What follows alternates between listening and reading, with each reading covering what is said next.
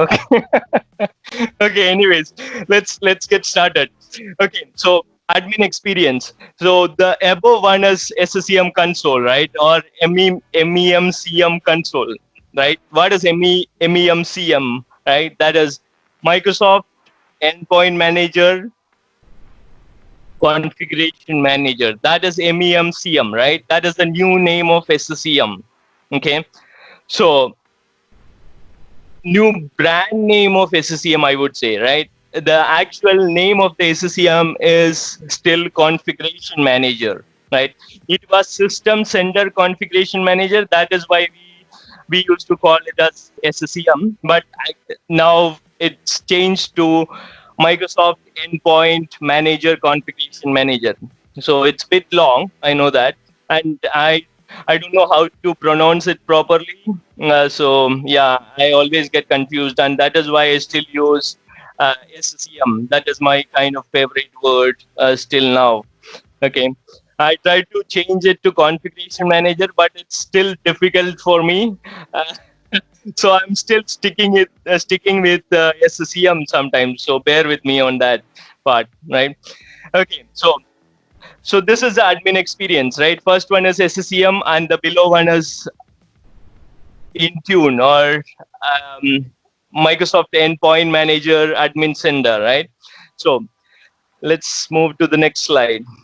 So this I already mentioned, and basically from an architecture perspective, you all know SCCM architecture, right? You need to build servers, on-prem servers or private cloud servers, and you need to configure management points, distribution points all around the world, right? If you are managing a global organization, if you are managing a devices in a global organization, you need to have distribution points and management points and software update points all around the world, as I show in the picture, right?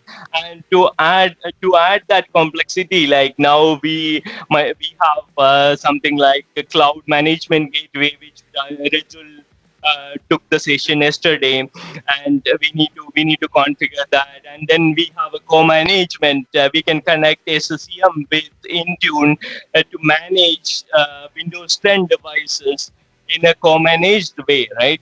So this is basically SCCM architecture from a high level perspective, right? Do you know Intune architecture? Have you ever noticed this picture, right? I have I have taken this from Brad's post. So he posted the Intune architecture, right, within the Azure. So this is the architecture of Intune, basically, right? So from our perspective, we don't have to do anything. We just need to subscribe to Intune. We need to get a license from Microsoft, and Microsoft will automatically do all these architecture stuff within Azure premises, right? So this Anup, architecture part is. I will give sorry for you. the interruption. No, this is not question, Anup. Rather, we are losing you in between. Your audio is poor. Oh, Yeah, your really? voice is breaking. Hmm. Let me. Thank you for that. Is it okay now, or how is it now? Yeah, it's better now, Anup. Okay, That's cool. fine. Thank you. So let me know if my voice is not very good.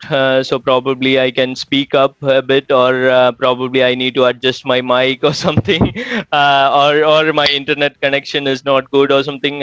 So please let me know, right? If my voice is breaking in between, right? Thank you for that. Okay, so I forgot where was I. Okay, anyways, like.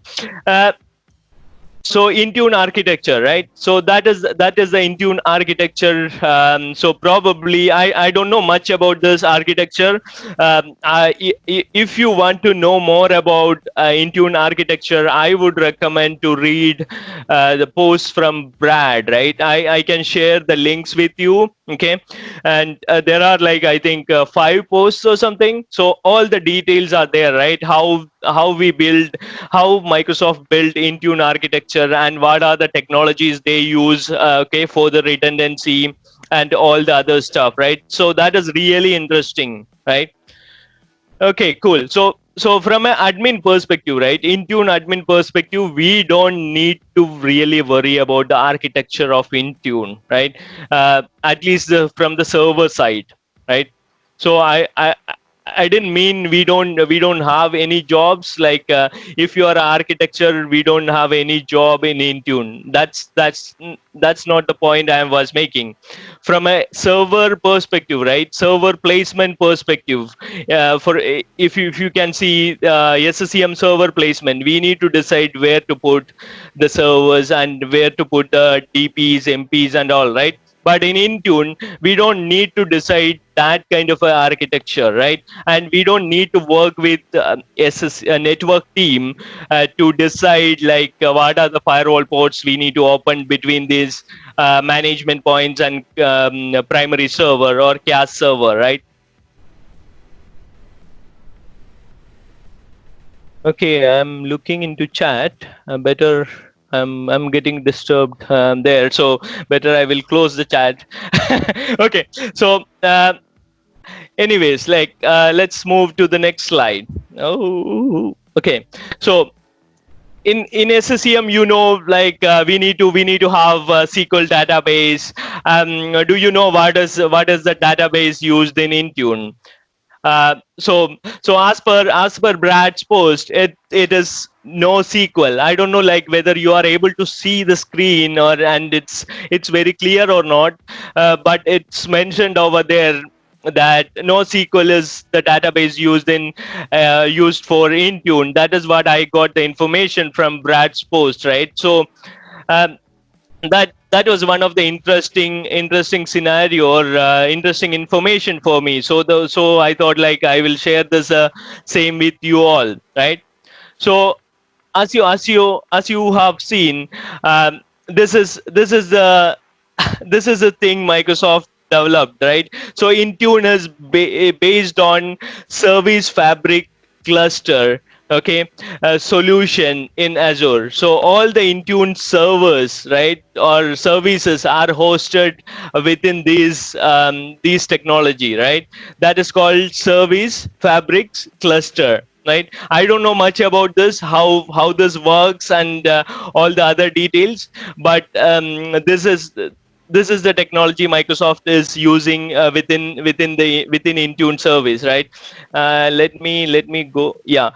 Okay. So basically, if you want to get a full picture of it, so this is again taken from Brad's post. So as you can see, there are like three regions, right? In each region, Intune has its own services hosted, right? One is North America, and the other one is Europe.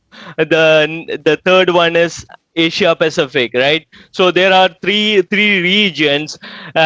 Intune has services offering, right? So when you take a subscription of Intune or Azure AD or Office 365, it is important to select the region which your businesses are in. That is an important architecture decision you need to take, right? Yesterday Rajul also explained about this, right? This is to reduce the latency between your clients and your Intune services, etc., right? So let me go back. Okay.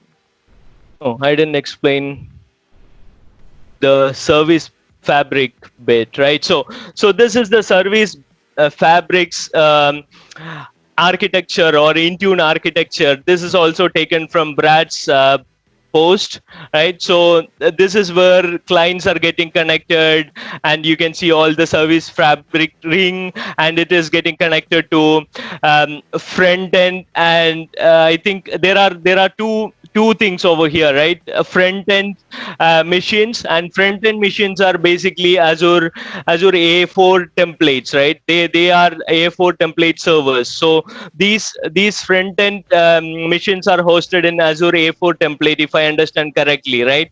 And middle tier machines, right? So these machines are created with Azure A7 templates, right? So if you don't know about Azure A7, A4 kind of templates, so these are VM configurations basically, right?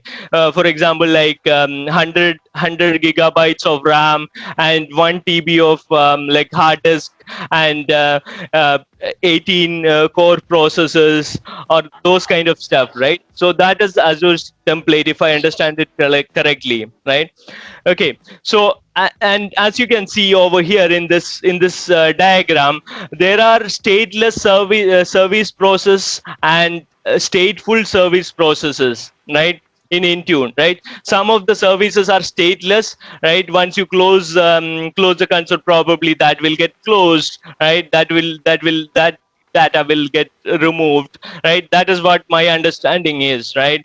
So as I mentioned, I have not did more R&D in this, so probably it is. But if you are interested to learn more about this architecture, Intune architecture, basically I would strongly recommend to go through Brad's. ಅದು ಅವನ ಅಲ್ವಾ ಅದೆಲ್ಲ ಅವನ products ಅಂದ್ರೆ ಅದು legal ಎಷ್ಟು mobile ಇರುತ್ತೆ ಎಷ್ಟು ಅಂತ ನೋಡಕ್ಕಾಗುತ್ತೆ. Okay, I'm sorry, I muted someone. Okay, so if you are really interested to learn more about Intune architecture, I think you need to go through those 5 posts from Brad. So I think you need to spend probably like one day, entire day in those posts to understand it better, right?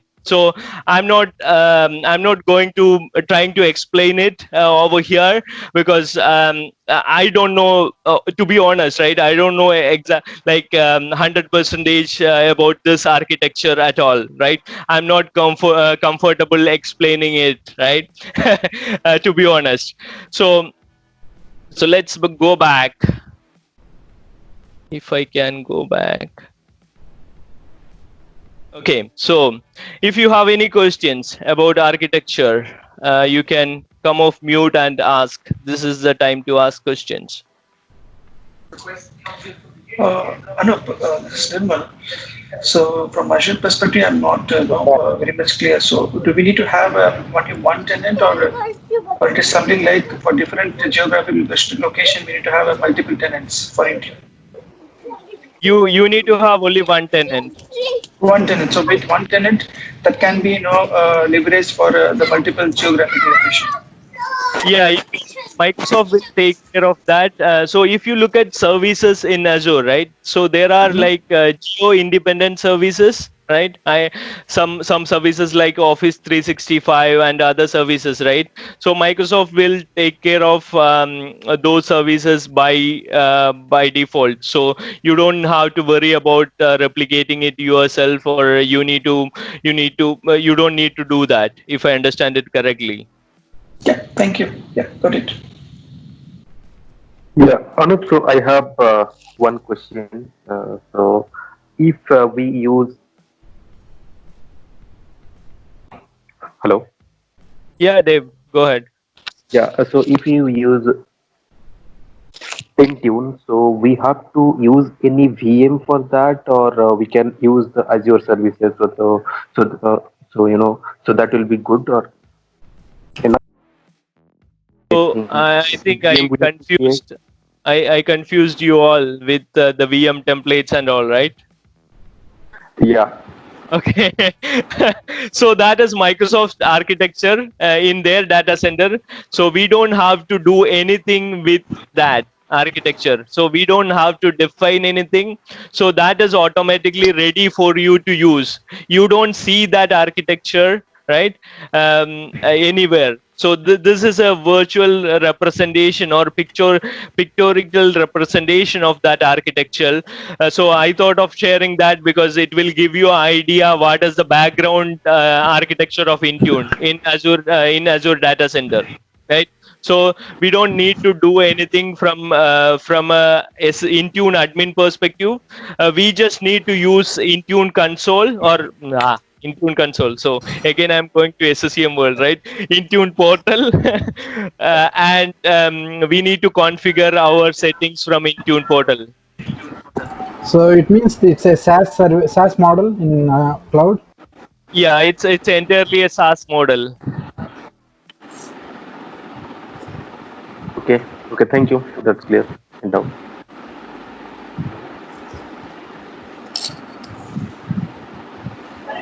Hi, no, if you could provide the links of Brad's post, that would be helpful for teaching guys. Yeah, I will do that after the presentation.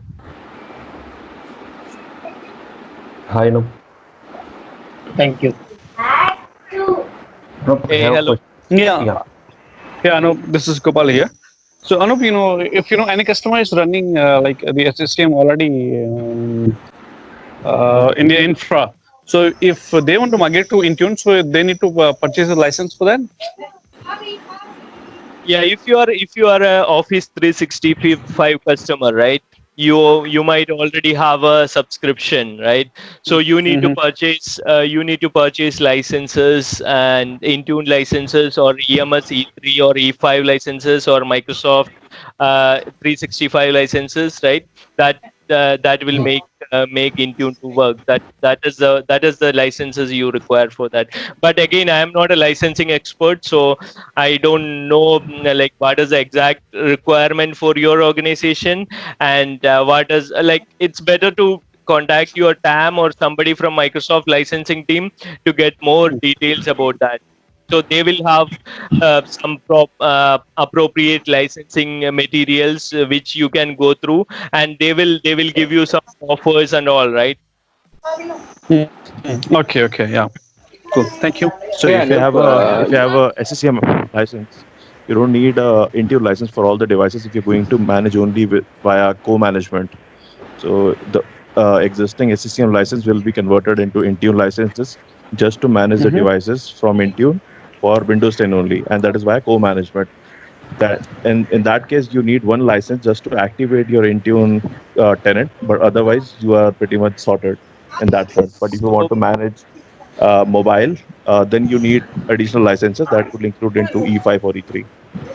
there is a catch over there, Jyoti. I totally agree with you, yeah, Jyoti, on that. But there is a catch over there. So what about the Azure P1 licenses, right? So we need Azure P1 licenses if we want to manage kind of Azure AD joined devices or Azure hybrid Azure AD joined devices, right? That is not covered as part of SCCM license. So Yeah, this that'll be is totally different for yeah, this is kind of conditional a access. complex scenario. So that I don't want to commit anything or comment anything which is wrong. ಅದು last month Yeah, and just to add to that, I mean, there is one more aspect to it. So, I mean, Anup, as you were rightly saying that the user needs to have an Intune license. So, yeah, I mean, the statement is partially correct that if you have a SCCM license and if you don't have an Intune license, it can still work. Yes, it will still work, but the user device association will not happen. So what happens is if you check the co-management handler log, in the co-management handler log, you can actually see that the SCCM client actually checks for about 24 hours whether the logged in user has an Intune license or not. If the user does not have an Intune license, then by default, it gets it enrolled to Intune, but the device is not attributed to the user. In a way, it becomes a device enrolled without user affinity. So that's something you might want to keep in mind, guys. Yeah, thank you, Jyoti. Okay, yeah, thank you. Thank you, Saurabh. Hey Anup, if you have like, I mean, with the new MECM 2003, Intune and SCCM are combined, right? Still, you need a license for Intune, or does that cover under the newer licensing model? So that's what we were talking about. So we honestly, right, I am not a licensing expert, right? I don't know much about it, but what I know is basically if you are using co-management, as Jyoti mentioned, you will get a free Intune license for those Windows devices. But there is a catch over there. We need to think about Azure P1 licenses, right? Azure Active Directory P1 licenses. And as Saurav mentioned, there is another catch also over there. So I don't want to comment anything on that, which is probably that is going to be wrong. So better to contact the licensing team from Microsoft or TAM for your account and get more clarity on this part, right? Yeah, okay, makes sense. Thank you. I missed the other conversation. Thank you. Thanks. Okay, so let's move on. So this is basically as I mentioned before, right? So in SCCM, I'm trying to compare SCCM and Intune, right, to give you better understanding. Okay, so if you can see, there is a SCCM over there, and you can see SCCM console and SCCM Azure Active Directory discovery and all, right? So in SCCM world, when we implement an SCCM, for example, if you are implementing a new SCCM infrastructure, right, you need to build SCCM servers, then you need to connect that with Active Directory, and you need to discover the objects from Active Directory, right? Active Directory users, Active Directory computers, Active Directory, like Azure Active Directory groups as well, right? So it won't automatically come. So you need to go into Intune, and you need to sorry, again Intune. I'm mixing Intune and SCCM. So you need to go into SCCM console and configure all these Active Directory discovery methods, right? So this is our SCCM experience, right? So as I mentioned over here, you need to first of all extend the schema, right? So that is first part, right? In your SCCM infrastructure or in your office environment, AD environment, if you have not done AD schema extension, and you are trying to install SCCM as a first, there is no other SCCM infrastructure in your environment, then in that case you need to extend AD schema, right? So there are some posts available how to extend AD schema, etc., right? So to enable all SCCM capabilities, you need to enable AD schema and all, right, for the forest, right? If you have enabled AD schema or for some of your forests, and then you don't need to do it for domains below, like child domains or other domain controllers, right, within your organization. So this is per forest schema extension in an SCCM, from an SCCM perspective, right? So if I go back, so I will cover this AD user and group deployment via collection in a different slide, right? So we can skip that for now. So from an Intune perspective, right, there is nothing like AD discovery, Active Directory discovery. Okay, so Intune is basically a service which is tightly integrated with Azure AD, right? So there is nothing called Active Directory discovery, user discovery, system discovery, or anything called like that in Intune, right? So that is automatically integrated. So when you go to portal, Intune portal, you can see the users groups automatically there. Okay, so that is a different experience which you get in Intune. Yeah. Okay. No need to configure to Azure AD targeting. Yeah. So I will cover the targeting in a different slide. Yeah, and the last point over here is seamless client server authentication, right? So that is also interesting stuff, right?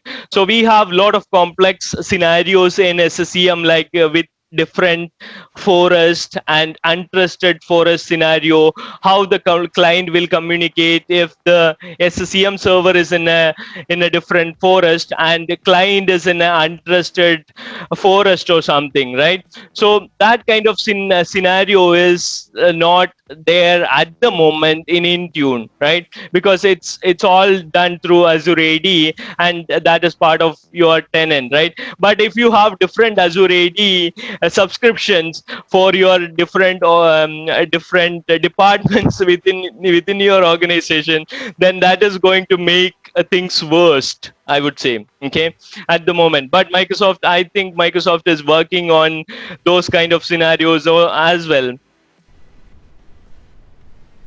Any questions on this topic? For Intune, we need any client, or SCCM we have a client. Yeah, I will cover that. There's a slide over there. Okay, thank you. Litre में मैंने 14 piece बने थे, 14 piece बने और 1 litre मैंने Manu, this is Gopal here. Actually, as you said that if in SCCM infra that the AD is already extended for SCCM infra, and if we are moving to like Intune or the Azure AD, so in that case in Azure AD we also need to extend the schema. No, there is nothing called Azure AD extension, schema extension or something. So that is why I mentioned Intune is tightly integrated with Azure AD authentication. So you don't need to do anything. Okay. So there are complex scenarios like hybrid Azure AD and those kind of stuff, but that is a different topic altogether, right? But there is a schema extension in Intune world or Azure AD world. Okay, yeah, got it. There is something Thank you. called AD Connect. Sorry to In AD Connect, in AD Connect, you can have like different kind of applications from on-prem. If you can mute yourself, I don't know. There's a lot of Anup sir, your voice is getting great. How is it now? Is it better? Even there is lot of is it better? But there is lot of so there is lot of background noise. It's okay now? Anyone is not speaking, please go on mute. Yes, sir. Yeah. Now perfect. Okay. So basically, I was saying like there are a lot of complex scenarios, right? I don't want to cover all those in this kind of session because there's nothing called extension of AD schema in Azure AD, right? There's nothing called like that. But there are options in Azure AD Connect, right? And AD Connect is the tool which we use basically for replicating the users, on-prem AD users groups, and to Azure AD, right? So that is a different topic altogether, but you don't need to go into that at this point of time, right? So you just need to understand that Intune is tightly integrated with Azure AD, and Intune authentication system is based out of Azure AD, right? So you don't need to do any special configuration apart from some configuration which I'm going to show in the demo, right? Apart one configuration, I would say. Okay. Any other questions? Anup sir, like in SCCM, we have before installing or configuring the SCCM, we have to create the system management container so that the SCCM will dump the data on system management container and AD will use that data. So is the same procedure that we have to do in Intune, whether in Azure AD any separate container will get created? No. So basically, container, right? System management container is part of container creation is part of extension process, right? AD schema extension process. If you don't need to do AD schema extension, and if you are not using that container, then there is no option like that, or there is no need to do container creation in Intune. Okay. It's nothing called containers at the moment. It's ready. Okay. Thank you, sir.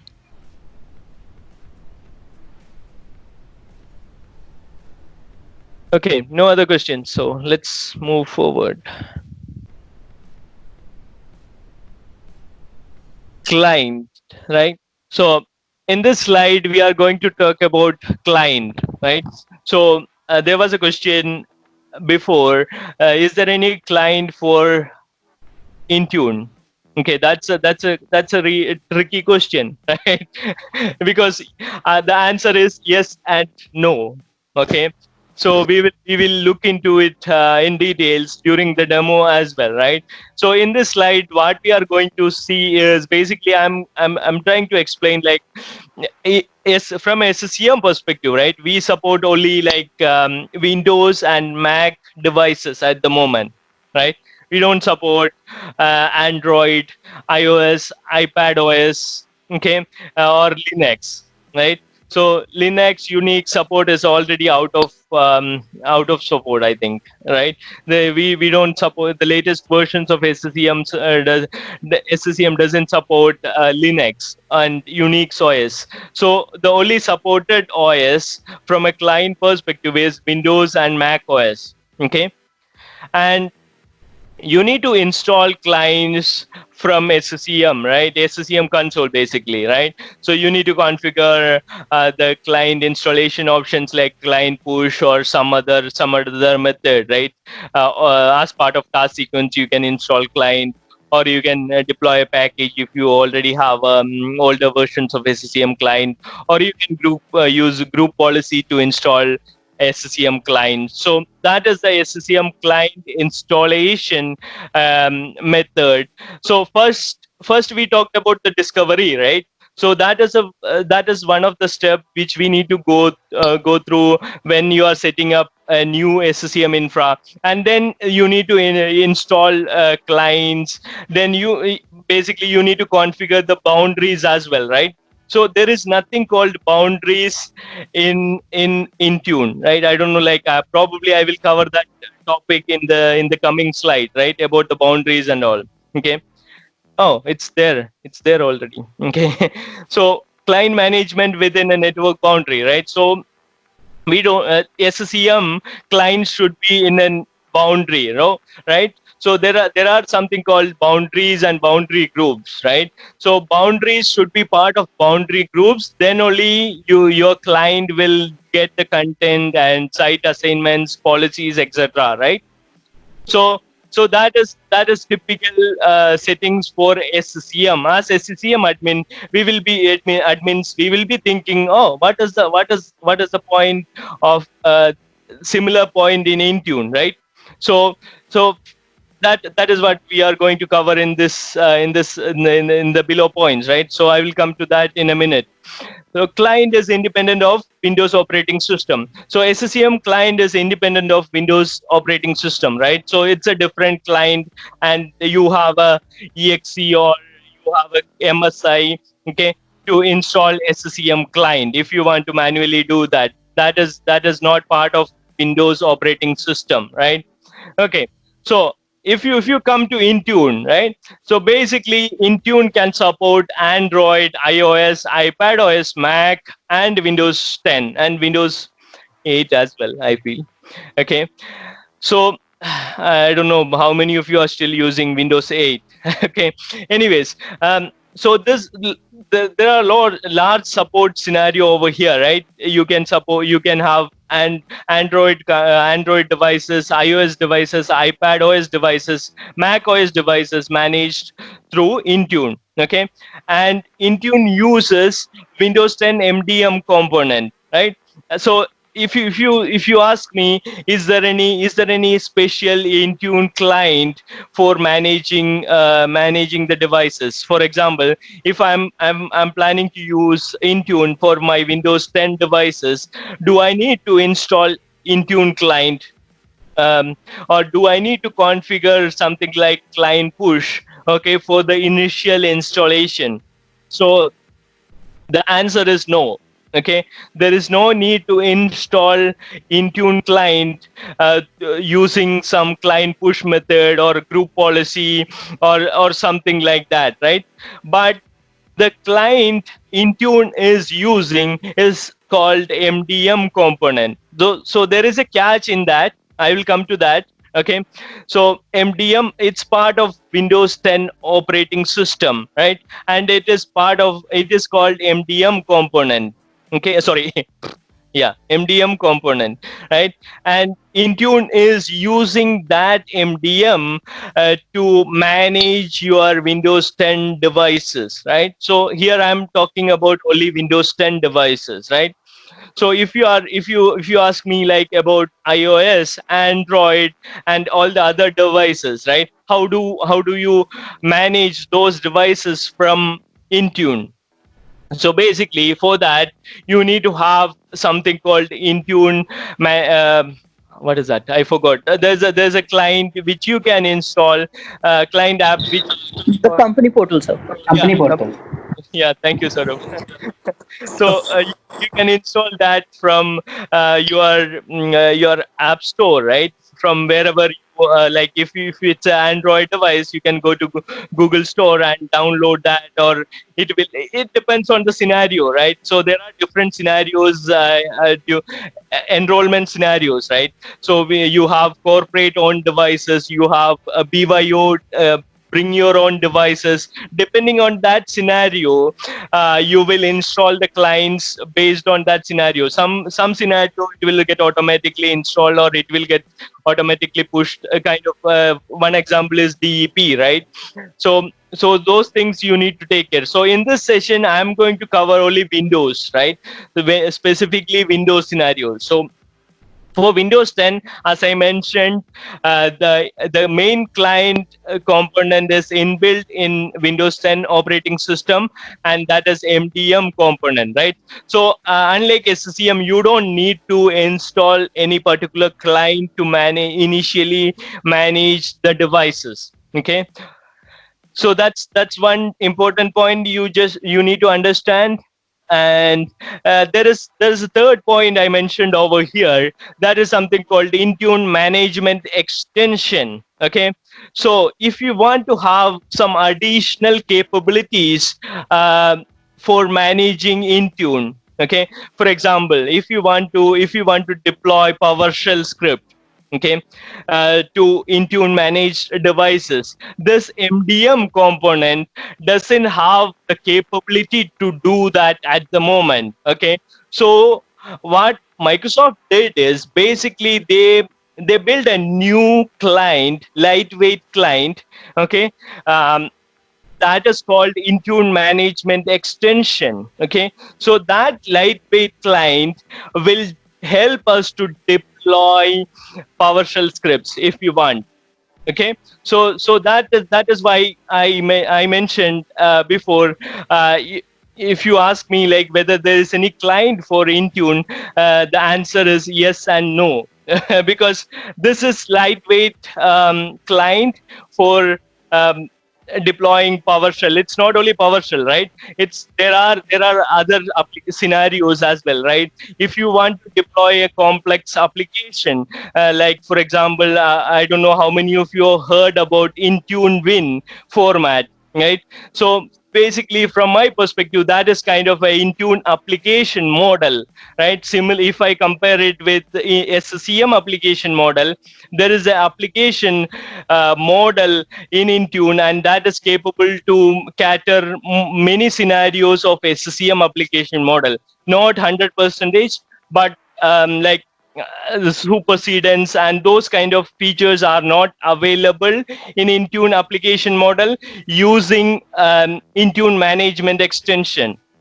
Okay, so Intune management extension is there to provide these additional capabilities for managing the clients. Okay, is that clear? Okay, anyways, I will give you opportunity to ask questions during in 2 minutes or 3 minutes. Okay, and the other point is, right, Intune management extension is is automatically deployed, automatically deployed, and will get installed on your Windows 10 Intune managed device. Okay, for example, if you are deploying a PowerShell script to a Windows 10 device, so first process would be basically it will automatically install the Intune management and extension. You don't need to configure anything from Intune portal to install this.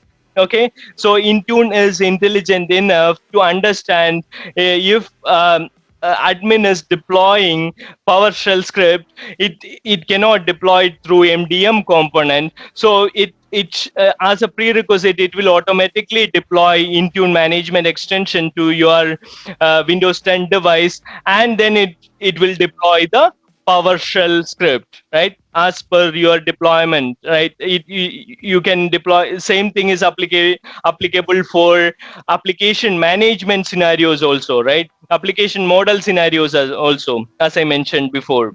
Okay, so then you will ask, like, what is the update mechanism of that Intune management extension? As you can see over here, I have put a screenshot of that service, right? So that is a service, different service running on your Windows 10 Intune managed device.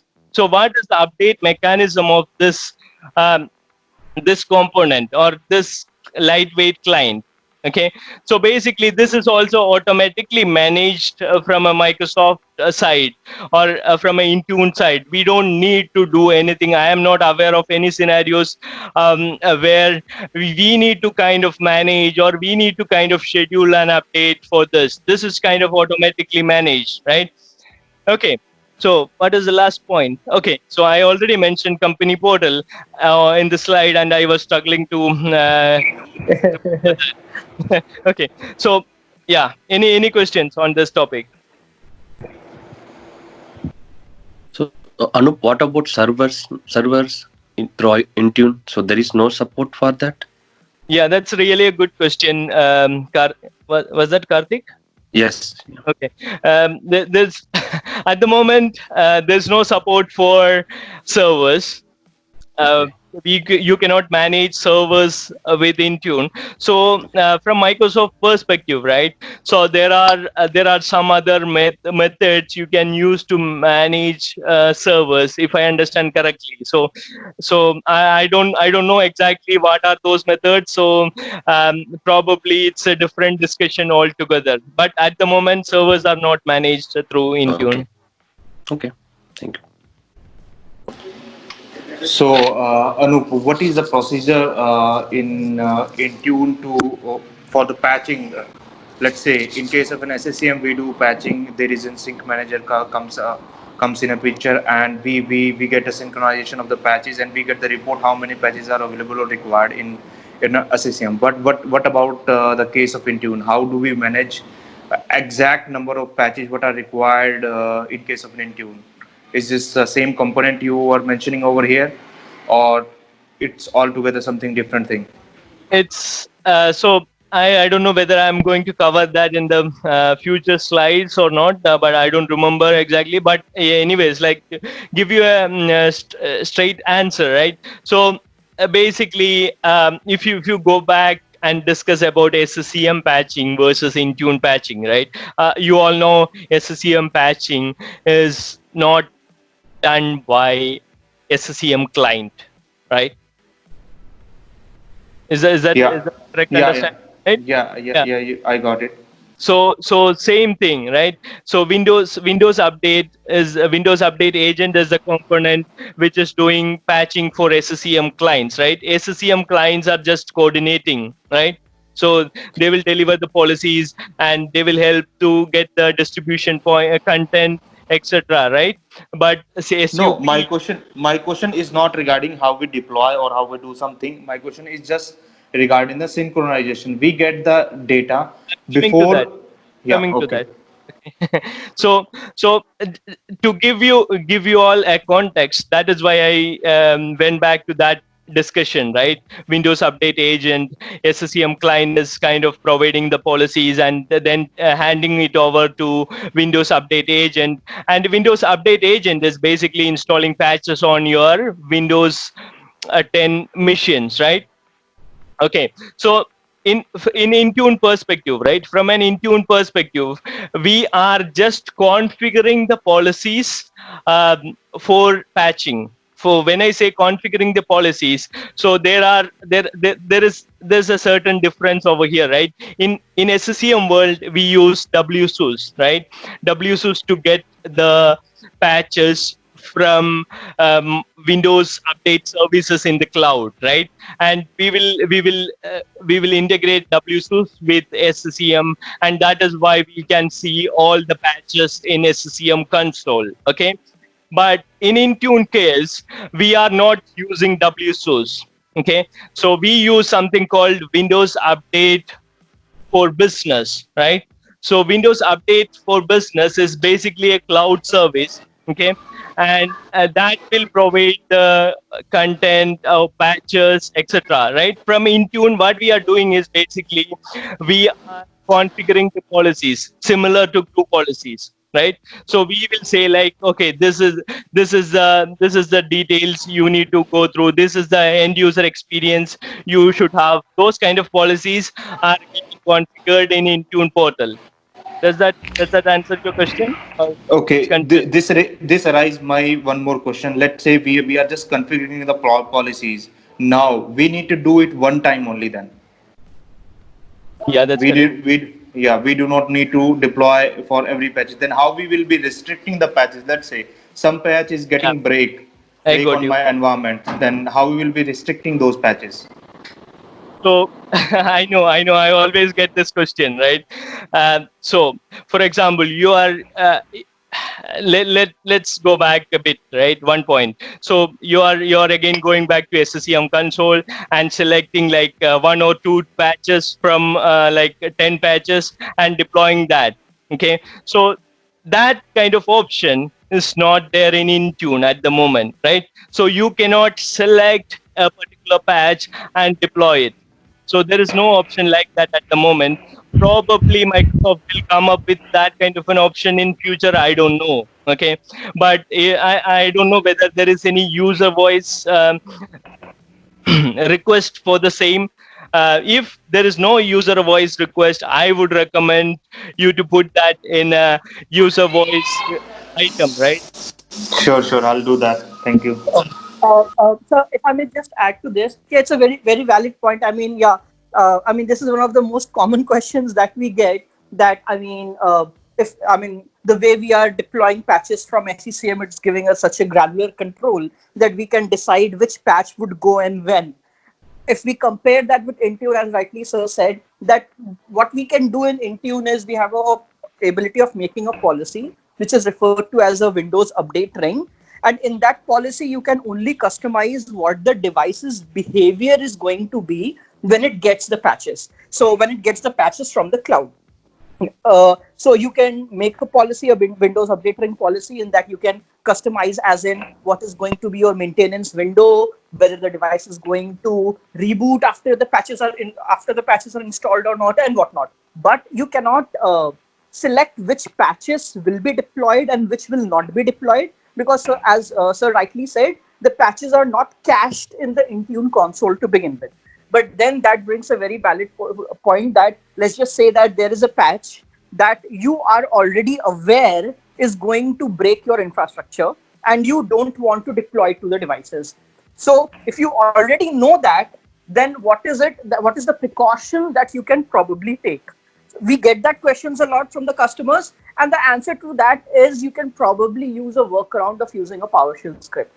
So you can first deploy a PowerShell script which is going to configure the device in a way that it is not going to reach out to the cloud and download a specific patch. Once that PowerShell script has been deployed, then probably the Windows update ring can be deployed as well. So probably, I mean, a little more customization, probably that is something you can do by deploying a PowerShell script. But yeah, I mean, if we are comparing it with how it worked with SCCM, then obviously, as mentioned earlier, as Intune is not caching the patches, therefore you don't have the ability of picking and choosing that which patch will go and which patch won't go. You only have the option of determining how the device is going to behave once it is going to get patched. And to add one more point, I mean, as far as I have read in the docs, this is where, I mean, kind of Microsoft is headed towards as well. So, I mean, we don't want to patch it KB by KB. Therefore,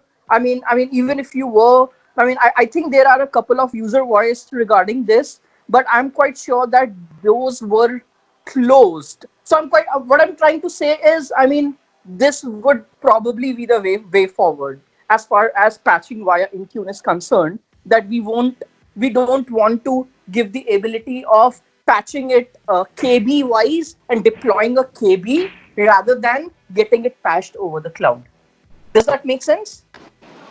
Yeah, that exactly makes sense. But it, going into the patching is completely lot of questions I'm having. I don't think that's valid for Intune case as of now, because Yeah. Intune is not that much matured. So I totally agree with you, and I've also read in the doc that they are heading towards it now. They are including SSK, SSUs, by which if it is installed, we won't be able to uninstall it. These kind of patches the Microsoft coming up. So I'm okay. Thank you. Thanks for answering. Yeah, thank you, So, Saurabh. hey, hey, Anup Sundar here. So I see the like we are when we are talking about the patches, there is a policy called device compliance. So it's the one like we will come to know that whether the patches, all patches being compliant to that specific device, or is that something different method is managing in Intune? So compliance policies are a bit different. It's not directly linked to patching, right? But Okay. you can configure compliance policy. I don't know, like the latest one, right? But there is option you can set in the compliance policies to have some patch levels, right? But I have not looked into that in details. But it's not directly linked to patching. Okay. Okay. Yeah. Thank you. Just wanted to clarify. Yeah. No worries. Hi, Anup. It's Yusuf. Thank you for this presentation. I have just a question about Intune management extension, especially deploying PowerShell scripts. So is it required to sign the script before deploy it with Intune, or there is some policy like ECCM, execution policy script, or something like this? So you have both the options, right? If I understand correctly, you can sign the script, and there is a check mark over there in the Intune portal itself, if I'm not wrong, right? So you can, it's your choice. You have both the options. Okay, so I can run an unsigned script, Yeah. right? Okay, thank you. So Intune does patching on a daily, weekly, or monthly basis, or because we have a patch Tuesday in terms of SCCM, we have patch Tuesday and we use ADR and we target that ADR to different collections and we make a patch Tuesday as for patching. Does the Intune does the same or daily basis or weekly basis or monthly basis? I can show you that in console, and that will be more clear for you in the demo session. Is that okay with you? Yes, thank you. Thank you. Yeah, hi, Anup. This is Dinesh here. Can we let us know that is there any report available for the patch management, like which patches has been installed, which is not installed in Intune? Yeah, that's really a good question, right? So that is a lot of organizations are kind of confused about this kind of reporting, right? You are comparing again this with the SCCM reports, and you want to have the same similar kind of reports in Intune, but probably what you can do is you need to use something called telemetry data and all the other things, right? You need to send those telemetry data up to the what is that called? I forgot the cloud service which collects all the telemetry data and produce nice report. So I think Saurabh, if you want to comment, probably that would be Yeah, great. sure. I mean, one other That is option update might compliance. be. I mean, yeah, one other option might be. I mean, a simpler option, not the neater or the not the best option, but a simpler option might be just deploying a PowerShell script where you just need to put in get-hotfix, which is going to give you a list of all the KB articles, just export it to a CSV file, and then you can deploy another PowerShell script, which is just going to collate all the CSV file to one central location, and then probably leverage that with something like Power BI, which is going to just display that in a graphical or a pictorial format. But by default, to answer the question, I mean, if you are enrolling a device to Intune, just like if you enroll a device, if I would call it, to SCCM, SCCM shows you the OS as well as the patches installed. Intune would just show you the operating system and the build version, and not the patches installed or the patches deployed to the device via Intune Windows update ring policy. So yeah, but the other way might be leveraging something like a PowerShell, which would be just a two-liner command. Yeah. Okay, thanks, Saurabh. Thanks, Anup. So Anup, I have one more question here, Anup. So like Go ahead, Dave. SCCM, we are getting software inventory and we are getting hardware inventory. So is there any specific support or anything is there in Intune like SCCM or? At the moment, I think you are talking about like where you can see all the applications installed, like like whether user installed some application or do you want to take the inventory. Exactly.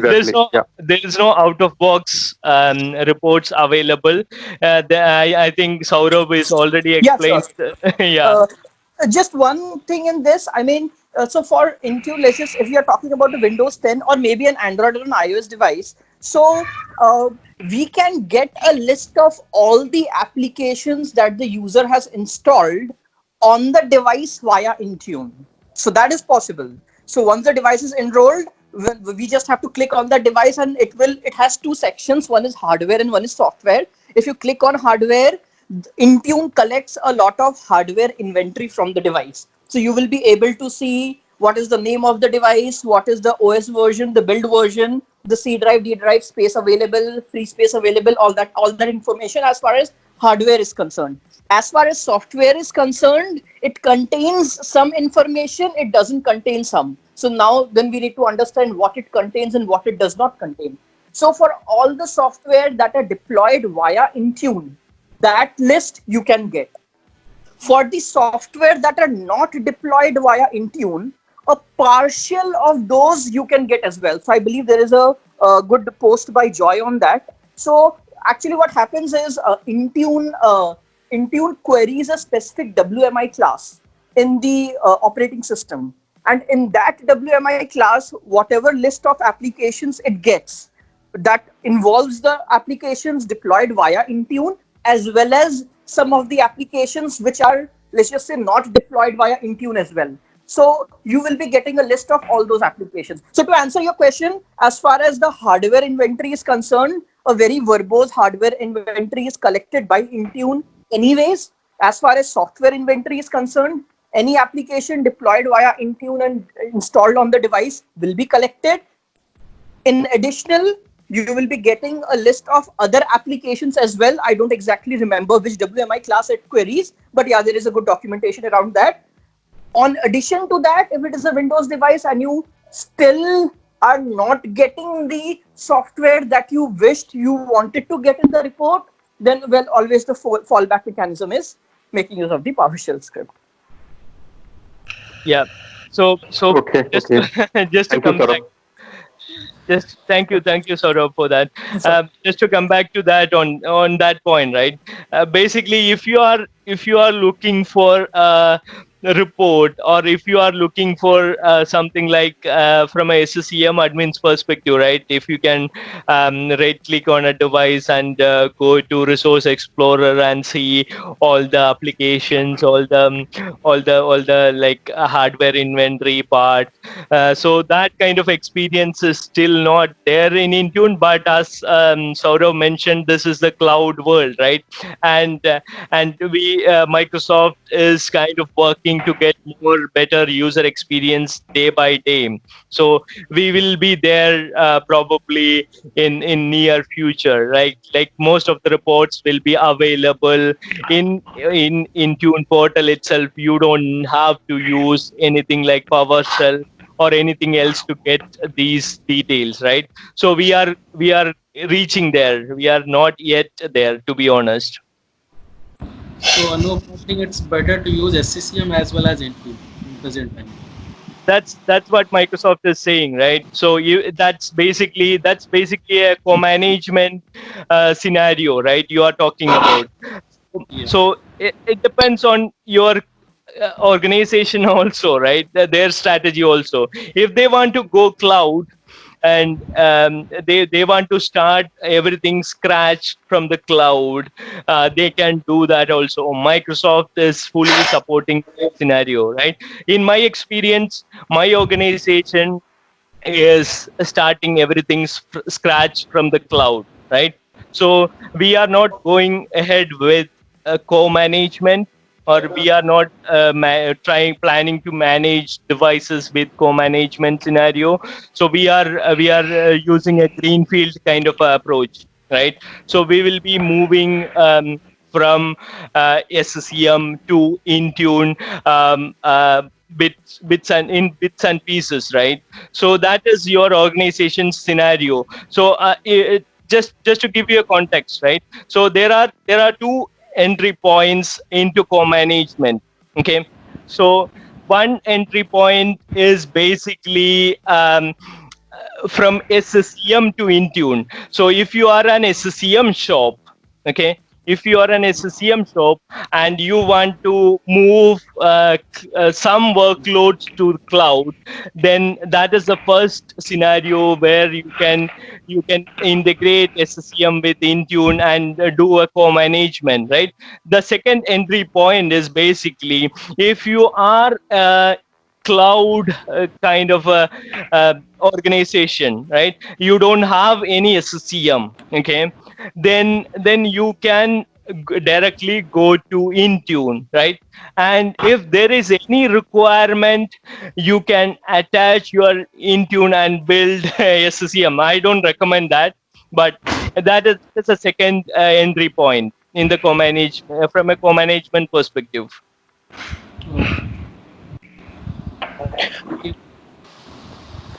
Hi, Anup. Okay, last question in the session probably. Yeah, go ahead. Yeah, actually, uh, Hi, sir. Okay. Hi, sir. First of all, I want to thank you and really big fan of you now. So I have a two doubt in that this Intune. Actually, I already I already enabled the co-management, and a few of the device I added in that SCCM group, that autopilot group. So first thing I want to check that in that Can you group can you which be sorry. Thank you for the compliments. Okay, thank you for that. And if you when you say like you added um, devices to autopilot group, what does that mean? Can you please yeah, explain? that autopilot, yeah, means I configure the co-management there. I configure the collections. So in that collection I added some of the devices, and those devices are registered with that Azure AD and even that hybrid AD joint. So that devices is showing already in that Intune. And after that I created a channel, a Windows update ring I created, and I added this device, but I am not getting any of the update for those devices. So what I thought, means I just gone little bit inside, and there I saw like there is so many servicing channel. So I selected annual, semi-annual. So just want to confirm, just want to check with you. Means is the semi-annual? Yeah, means by name only it says that like update will come like once in a 6 month. So So basically, that's a good question, right? So probably we can cover in this in the demo that will clear your doubt. But anyways, let me give you a, give you some overview, right? So there are two kinds of updates in Windows 10 world, right? One is feature updates. That is basically upgrading from, for example, I don't know, the Windows 10 itself, OS itself, right? 1909 to 1809 to 1909, or if I don't know whether 1909 OS is there or not. 1903 or 1803 to 1903, right? So that kind of upgrade is feature, and that feature update is basically semi-annual channel, right? So that update is only applicable for feature updates. Okay. So there is something else called so if you are planning to deploy patches, then that is something called quality updates. Okay. So in quality updates, you don't see that semi-annual channel, etc. But I know where you are coming from. In the same policy, you can see the semi-annual channel option also, right? Yeah. Yeah. So So that is I saw like Windows Insider fast, Window Insider slow, and means this like again four five option is there. So like if I want to get a monthly updated, right? Means once Microsoft release each month patches, right? So those kind of update I want to get it for those devices which I added in my pilot group. So is I have to select that Window Insider fast or Window Insider slow or no, basically the better option is to select semi-annual or annual channel, right? So that is the best option. But I will come to that in a demo session so that it will be clear for you, right? But that mentioned, it is different from the quality updates or monthly patches, right? So you don't need to worry about the feature updates in that particular policy at the moment. That is for a different purpose altogether, right? Oh, okay. And one more question. So when I created a separate collection for co-management, and I added that collection also, but means the next day I saw that that co-management policy which was created, that policy was also applied to that my under the SCCM all system collections. So is this like means is this like a defaultly that complaints policy will apply to that all the system or? No, it's not. It's not default. I think there are different options while configuring the co-management, right? So there are pilot options. There are options like all systems options. I don't remember exactly what are the options at the moment, top of my head. But if you select pilot, you will get option to select specific collections, right? In that case, it won't go to the machines, all the devices. Yeah. So right now I am seeing like which collection I created a pilot collection that is there. There already the auto co-management policy is applied. But apart from that, I am seeing one more thing like a complaint policy is also applied to that co-management policy also applied to all system collections. I don't know about that scenario, to be honest. Yeah, that's the default one that goes with the co-management prod, goes by something called co-management prod configuration item that you would see in the system set. CM properties. So Jyoti, you mean to say like even if you select a pilot in the co-management settings, right? Through the while configuring the co-management, right? Going through the co-management wizard. So even if you select pilot, then also it will get deployed to all the devices. Yeah, so basically there are two configuration items that you would see inside your client properties and the configuration. So one would be the prod that goes to all systems, but the one that brings your devices to configuration manager, that is there would be actually two settings. So the second one, I forgot the name, but that will be actually responsible to bring your client to SCCM and Intune as a co-management device. But Jyoti, we are here talking about a scenario where he has a SCCM client. He has a lot of SCCM clients, and he selected only particular collection for the co-management, right? and Yeah. but he can see all his devices, okay, is having this compliance policy setting somehow. So I don't know about that. Actually, sir, I believe I might know this one. So, with the advent of, I believe it is SCCM, either 1902 or 1906, with one of these SCCM versions, what we did was, I mean, because of the public demand earlier, I mean, it was like what you could do was you could set the workload to either pilot or to Intune. If you are setting it to pilot, then all the devices in the pilot collection will get the policy from Intune, and all the other devices will be getting the policy from SCCM. Now, with 1902 or with 1906 SCCM version, depending upon the public demand, what we did was there are two things that we can configure. One is, well, obviously, if I'm moving it to pilot, then all the devices in pilot collection will be co-managed.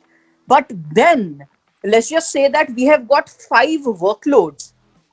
I have the option of moving workload differently for each collection. What it means is I can move the workload for compliance to Intune for a specific collection, and I can move the workload for configuration to Pilot Intune for a different collection.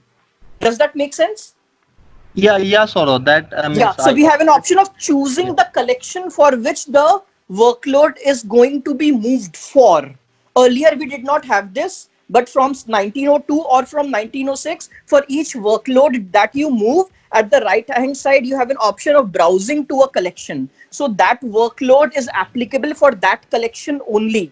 But before 1902, it was only applicable for one collection, and we could not attach each workload with one. So what I believe is happening in this case is, for the compliance policy, the workload might have been moved to Pilot Intune, and in that case, the collection might have been selected as all systems. Does that make sense, sir?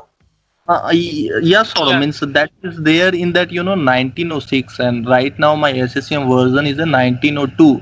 So I read in that the Microsoft article, they says that this feature is available after the 1906, but my version is a 1902. Yeah, That probably there is Prasad, we understand that scenario. Probably, I think this is taking so much of time, right? So probably we need to take this offline or some other way, right? You can contact me offline. Probably we can have a discussion if you want, right? Thank you. Yeah. So let's proceed. We already reached 3 o'clock, and we only have half an hour. Okay, I spoke a lot, I think. Okay, so this is targeting, right? So from Intune and SCCM, I'm trying to compare Intune targeting versus SCCM targeting. How do we, like when I say targeting, right? It is basically how do we target applications, application deployments, device like policy deployments, script deployments, etc. Right? In both the worlds, right? So as you know, in SCCM, we need to use.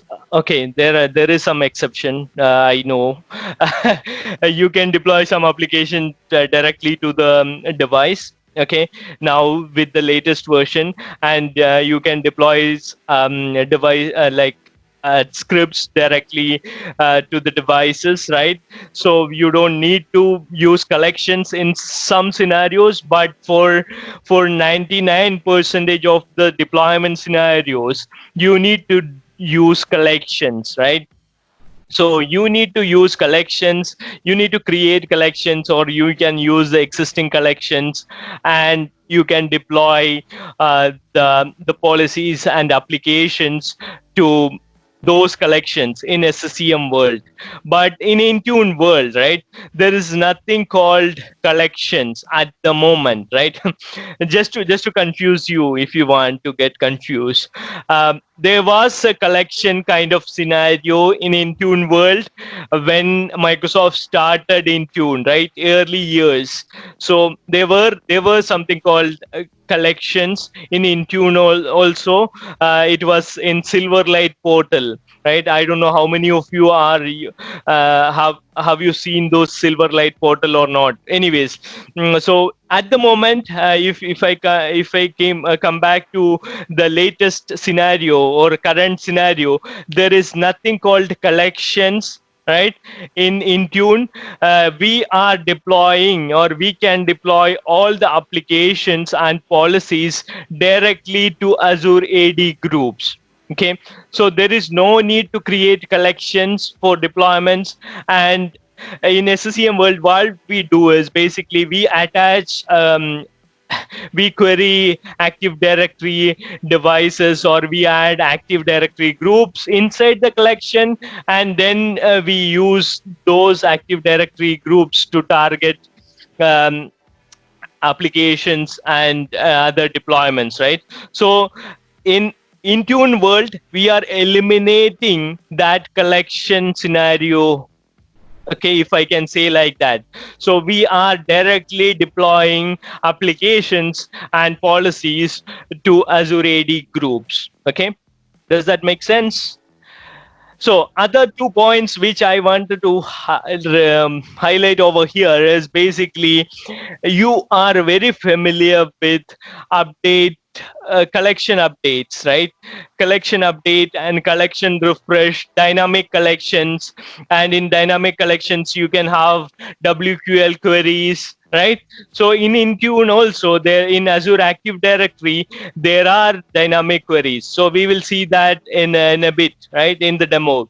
And in SCCM world, you have update collections, right? And you can schedule the update of collections. There is a custom option in SCCM collections to update the collections automatically, right? Every 7 hours, or some people normally keep it as like 1 hour, or I have seen update collection configuration schedule like 10 minutes or 15 minutes, etc., right? So that is very dangerous. For if you have some collection update configuration or schedule like that, that is very dangerous for your SCCM infrastructure, right? But if I come back to Intune part, there is no custom update scheduling option available for dynamic Azure AD groups, right? So this is all managed from Microsoft side. This will automatically get updated whenever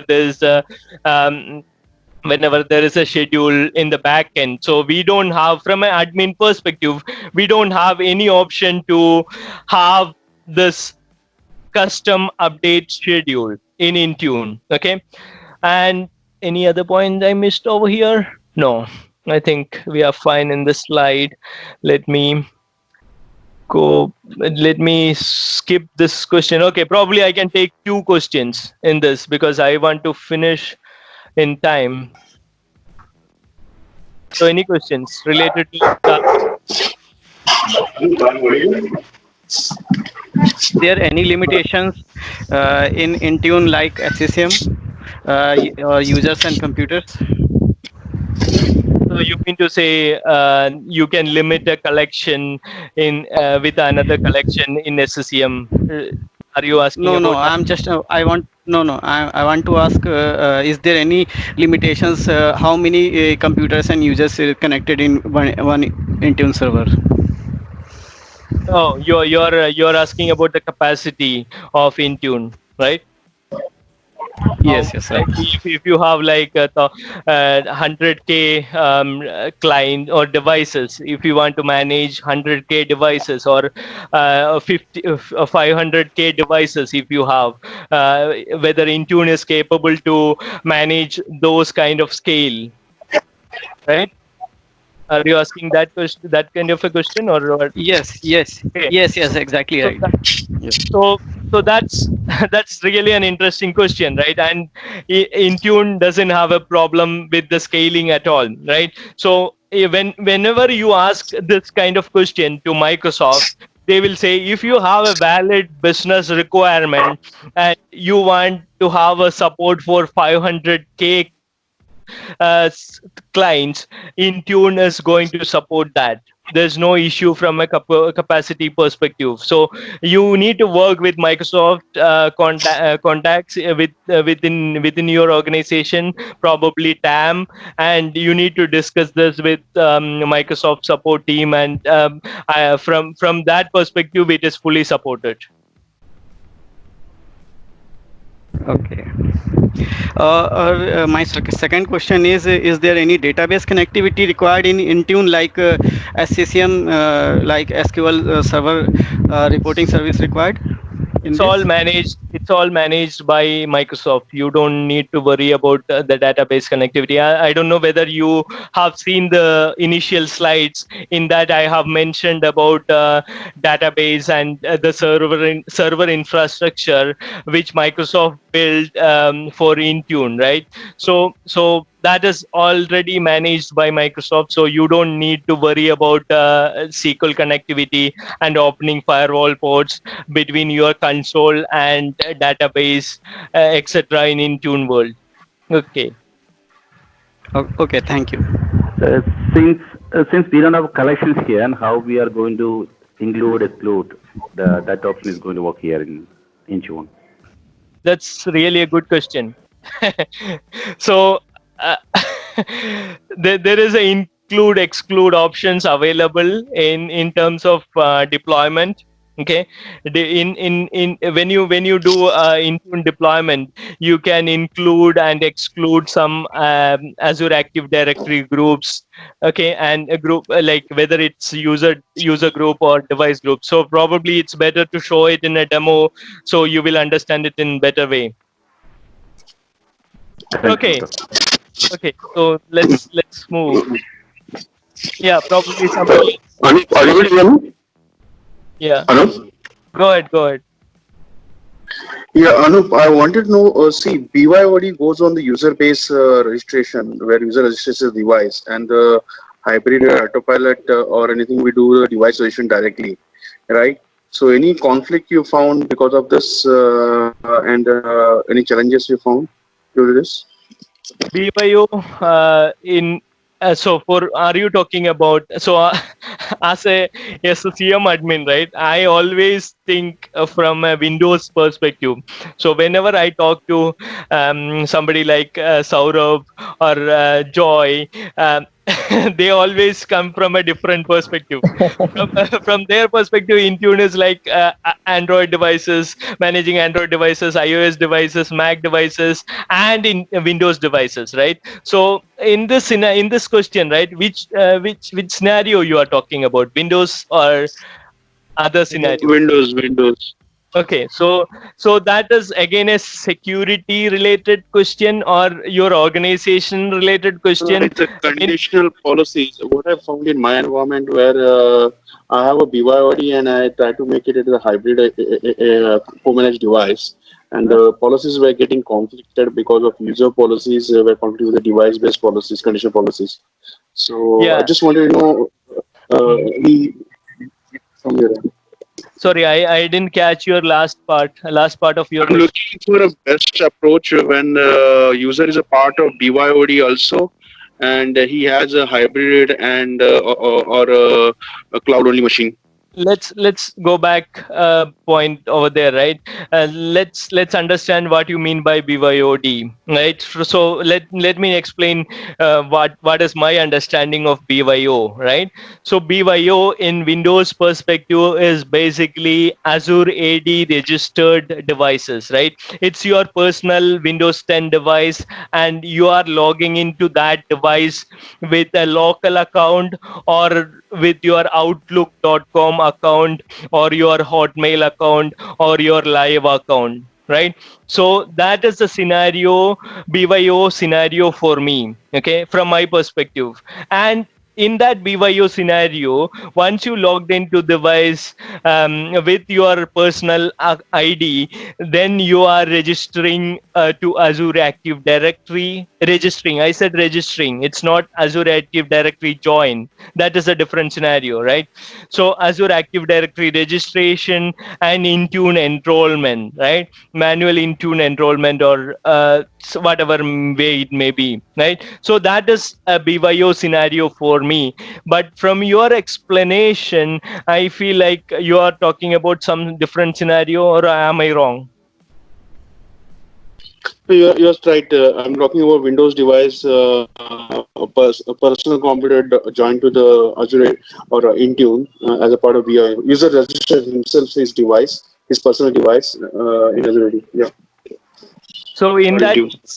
in that case, you are getting some conflict in the conditional access policies. Conditional access policies or patching point of view, where mainly conditional policies I can see where there are conflicting because the policies are applied to user account and device policies also each other Yeah, in some. that's probably a particular scenario. We may need to look into it in details, because I cannot at least comment on that at the moment. I'm sorry for that. Because it's all about the deployment of compliance policies in your organization, right? How do you deploy compliance policies? Because compliance policies are generally deployed to the users, and probably you have an option to deploy it to the devices as well in particular scenarios, right? So that's a different kind of discussion. Probably we need to take it offline if you want to discuss that, right? Okay, thank you. Okay, let me go ahead with the presentation. Oh, demo. Okay, it's demo time. Let me share my screen.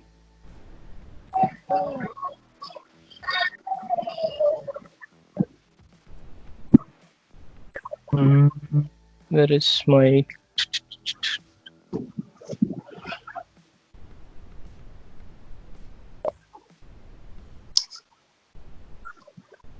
interesting?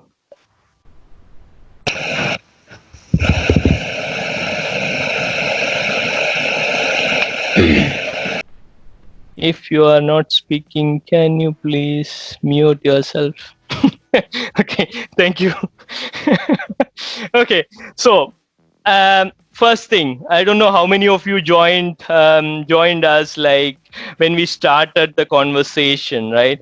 So we started with Azure Intune architecture, and I have shown you some slides from Brad's post, right? So we talked about service fabric clusters. So this is the base of Intune architecture. So I just wanted to show you this piece. This is what service fabric cluster. So Intune is, if I understand it correctly, Intune is built on top of this particular stuff, right?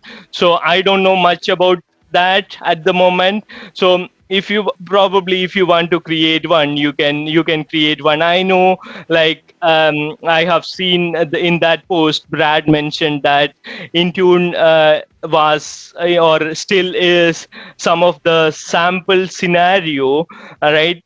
Some other vendors are trying to move their things to cloud. For example, if you are beyond trust kind of a solution, right? So beyond trust is privilege access management kind of a solution, and they have a on-prem solution at the moment. And if they are planning to move their on-prem solution to the SaaS solution, then they are taking the similar approach which Microsoft took for Intune, right? So they are basically building their servers using this service fabric cluster, right? So as I mentioned, a disclaimer, I don't know much about this. So if you have more, if you are interested to learn more about this, read posts from Brad. There are 5 posts and super interesting graphics, super interesting information about Intune backend architecture over there in those posts, right? So as an Intune admin, you don't need to worry about this backend architecture at all. This is a SaaS solution, software as a service solution. You just need to subscribe and you just need to get a license and start working, start configuring, right? So that is it wanted from Intune admin's perspective. Okay, so I just wanted to show that. And as I have mentioned in my one of my first slides, there is an option in Active Directory, something called, where is it, MDM over here, right? So this is kind of from my perspective, right? I always wanted to refer this as integration of your Intune services with your Azure Active Directory services. So from a SCCM perspective, if I want to compare it, this is something like AD schema extension, if you want to say. That is not a correct technology, but I just a correct sentence, but I just wanted to explain that in that way so that you understand it better, right? So there's nothing called AD schema extension, or there's nothing called system management container in Azure Active Directory world with Intune. You just need to configure this kind of stuff to have that authentication, seamless authentication experience with Intune um, and Azure Active Directory, right? So for example, this is applicable for all other MDM solutions, right? So if you want to integrate your AirWatch solution with Azure Active Directory, you can click on add application and you can add your AirWatch, right? Same applicable for IBM and Mobile Iron, right? So this is kind of integration with Intune and Azure Active Directory, right? If I go in over here, you can see some options like auto enrollment, right? So for example, in a scenario, CYO scenario, so when I say CYO, it's a corporate on device scenario. If a user, if a device is joined to Azure Active Directory, it's joined, it's not registration, right? So it's similar to AD join, right? Domain join scenario, but it's not same. Okay, AD join and Azure Active Directory join is similar, but it's not same. That is a different topic altogether, which I'm not going to cover in this. We don't have time, we have only 10 minutes, but anyways, I think we can extend it for another 10 minutes if you don't mind. Okay, so this is MDM auto enrollment. So when for example, if you have a device, a Windows 10 device, and that device is joined to Azure Active Directory, then in this configuration, in this settings, you can say that all the Azure Active Directory, okay, joined devices will automatically get enrolled to Intune for MDM or device management, right? So this is something like group policy settings in our old domain join and SCCM managed scenario. If you have uh, like hundreds of devices in SCCM, and those devices are joined to your domain, and you set a group policy to install SCCM clients on those devices, right?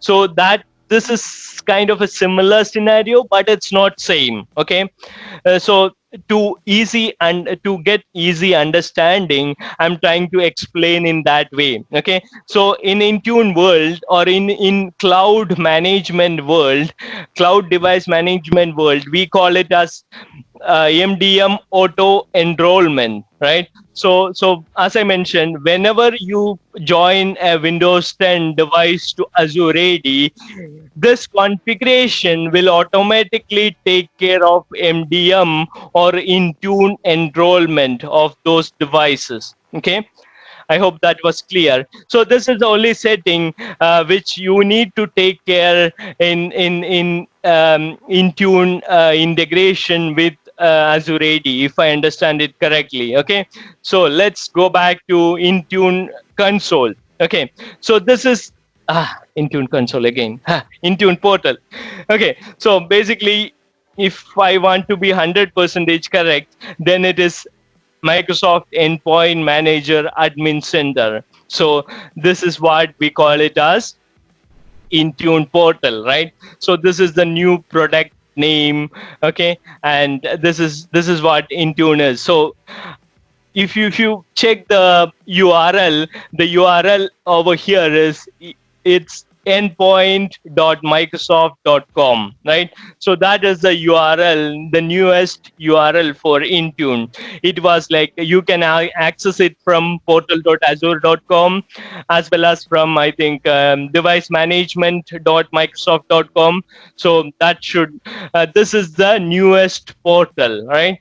So over here you can see like this is the home page and basically dashboard, right? So in the dashboard you can see like how overall status of your tenant, right? Intune details you can see like what is healthy over here, what is not healthy, and how many devices are complaints policy issues, right? Though 4 devices are not in complaints and 2 devices have profile errors and client installation failures, etc., etc. So you will be wondering what is that client installation failures. So in Intune we have a client for to provide some advanced deployment features, right?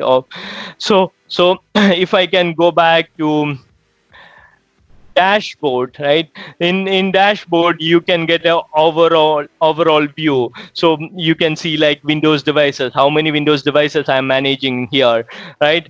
Windows 10 13 Windows devices. As I mentioned, as an SCCM admin, I don't have, fortunately or unfortunately, I don't have any Android, Mac OS or iOS devices at the moment in this tenant. So that is why I always think from a Windows admin perspective. Okay, but Intune is capable to manage Android devices, iOS devices, Mac OS devices, right? Not Linux, not servers at the moment. Okay, so this is the dashboard, and if I go to all services, that will give you a shortcut of all the things over here. But before going anywhere else, I'm going to go to tenant administration, right? In tenant administration, this is one of the important thing you just need to make sure, like whenever you have a Intune subscription. As I mentioned initially in the initial slide, Microsoft build the Intune services in their 3 regions, right? One is I forgot. One is somewhere in America, right? Somewhere in US, and the other one is Europe, and the other one is Asia Pac. So obviously my tenant is in Asia Pac, right? And this is another number which you need to kind of take care, or it would be interesting for you. SCCM versions, right? 1902 and 1910. What does that mean? 19 is year, and 002 or 10 is the month, right? Which it normally gets released, right? So over here, from an Intune perspective, 2003 is the service release version of my tenant. So what does that mean? So this is March release of 2020, right? 03 is month, and 2020 is the year, right? So that is these are the 2 things which you have to kind of look into from a tenant administration node over here. And you can see tenant name, and you can see all the other things over here, and you can see the connection status, connector status, and all, right? So if you have enders and all, it will come up over here, right? Okay, so that is what I wanted to show. And there is a RBAC option available in Intune that is over here, right? So I have not covered that in the slide, but you can create RBAC roles in Intune over here, similar to SCCM RBAC. Okay, so that is pretty much interesting. I said similar, it's not same, right? Okay, so and even you can see scope tags over here. This is similar to scope tags in SCCM, but it's not same again, right?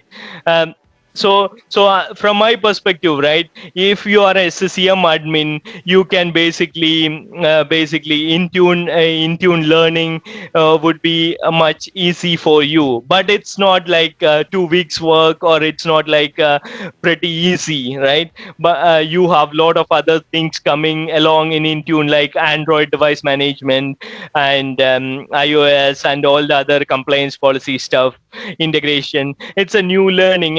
It's very interesting learning. I would recommend to learn Intune, right? So other things which I wanted to show is devices, right? If I wanted to see the devices, right, so this is the placeholder for all the devices, right?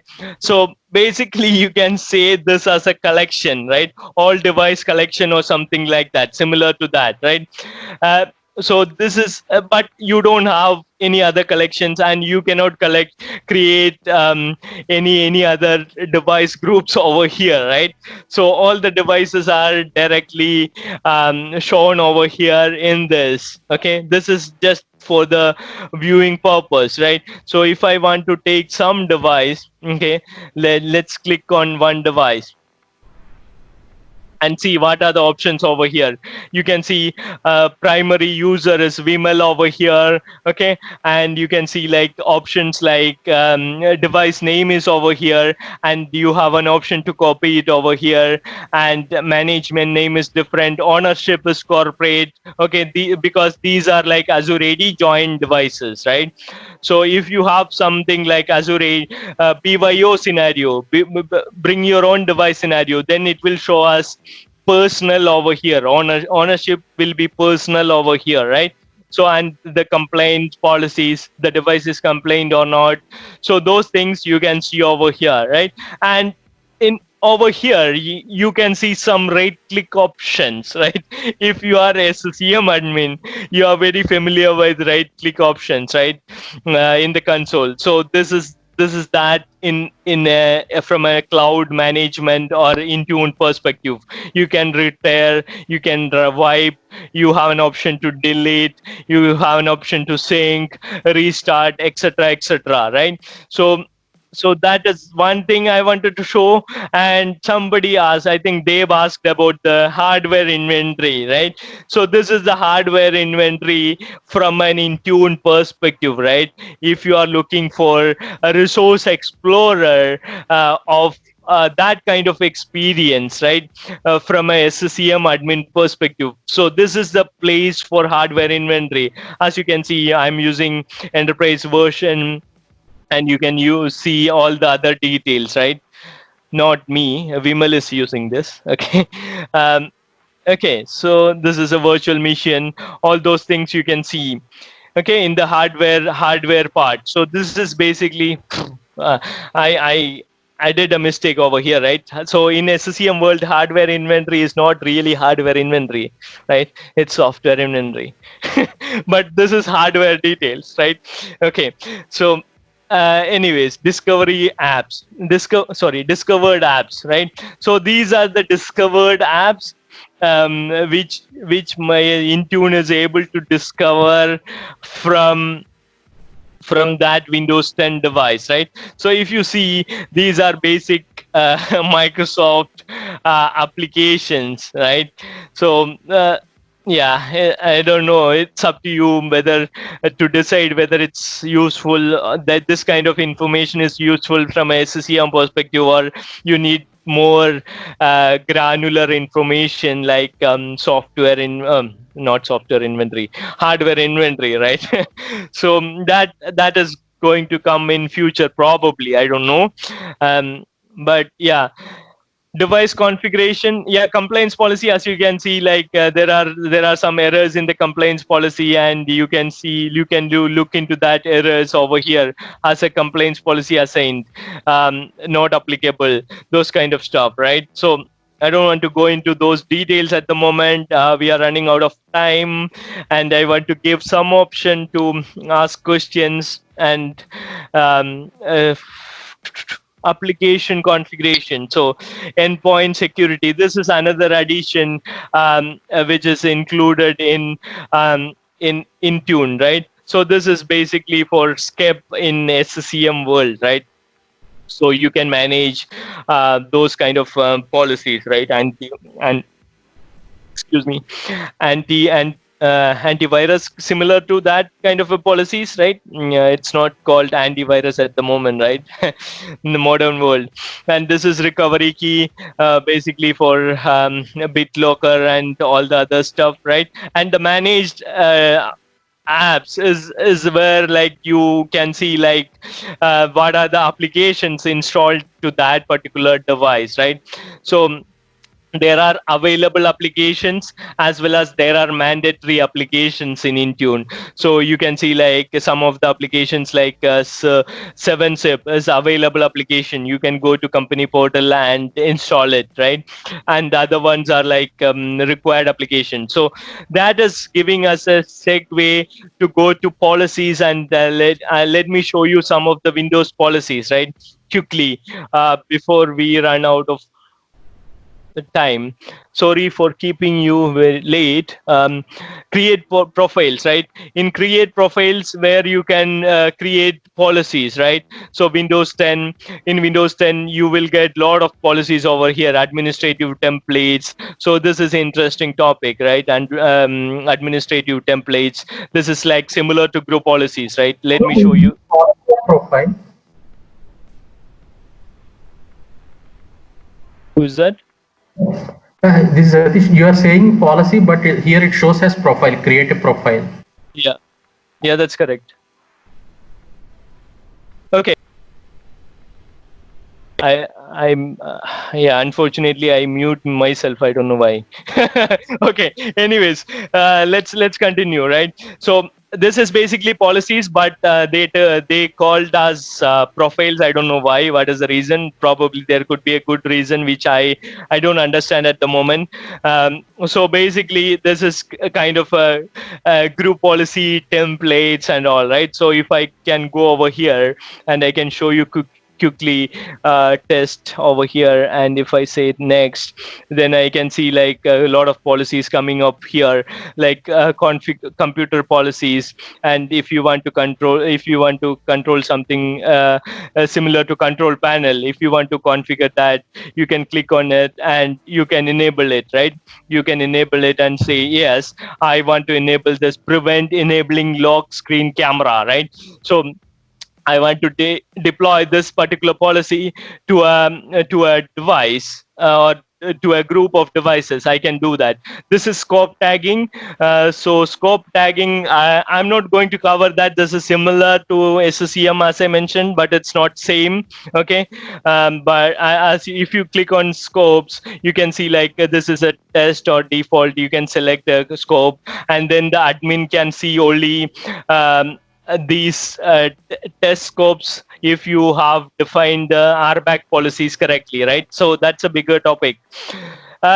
Next, if I click next, so this is the part over here, right? So there are different assignment options or targeting options. So assignments are nothing but targeting options in Intune world, right?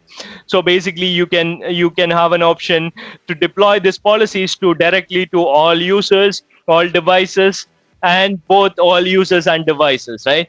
So this is the option where you can if you want to deploy to all the users or all the devices, right? And you have an option to select Azure Active Directory group over here. So if I say group something called device group, if I want to select a group, this device list, this group list is coming from Azure Active Directory directly, right? So, and we are deploying this policy to this particular group in Azure Active Directory. This is my dynamic device group in Azure Active Directory. Okay, so click OK, and you can see like that group is added. And somebody asked me like, is there any option to exclude a group? Right, so there is an option to exclude a group over here, as you can see. And if I click on groups and say like, I don't know, like whether I have any group over here, device group, right? So I excluded a group and I included a group. So it will get deployed, and this is the exclusion and inclusion logic in Azure Active Directory and Intune world, right? If I click yes, and if I click create, then it will create and automatically deploy that particular policy to those devices in that particular group, right?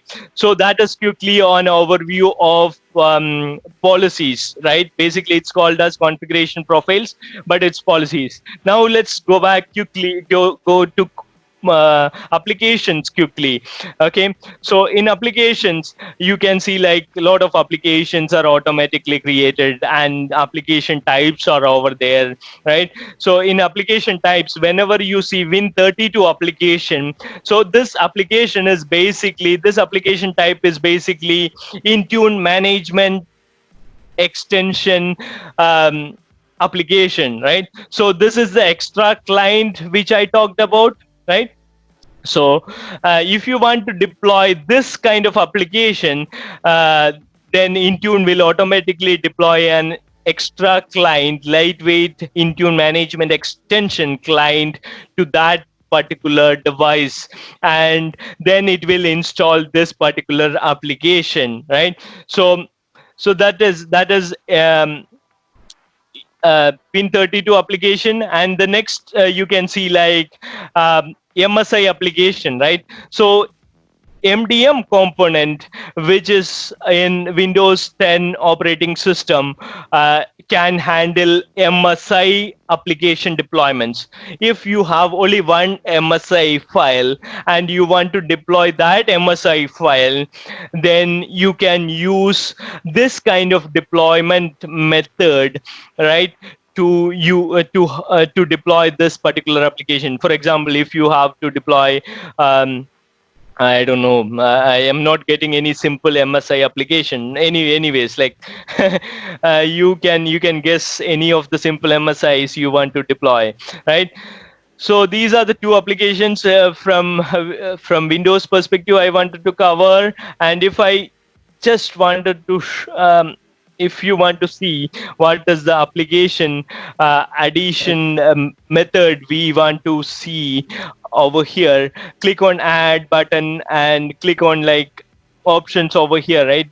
You can deploy Windows 10 Office 365 suite, or you can deploy, if you want to deploy of Microsoft Edge, you can do that from here. I'm not going to cover that line of business applications. If you want to do, you can do that from here, right? So it's mentioned that you can deploy MSI APPX or MSIX applications from here, line of business application, right? So for this type of application, you don't need Intune management extension, that is extra client. So if you go to Windows apps, Win32 apps, you can see that is deployed using a different format that is called Intune Win format, right? So that is deployed using Intune management extension agent, which I mentioned in the presentation, right? So I'm not going to cover that. Probably in the weekday Intune sessions, which we are going to start from tomorrow, we can cover all these topics, right? So I'm not going to cover all these in this, but I just wanted to show you the client side of it, a quick view of client side. I will come to questions in a minute. Please wait. Okay. So company portal. company portal application. So this is company portal application, which we if we want, we can manually install it from Windows Store or Microsoft Store.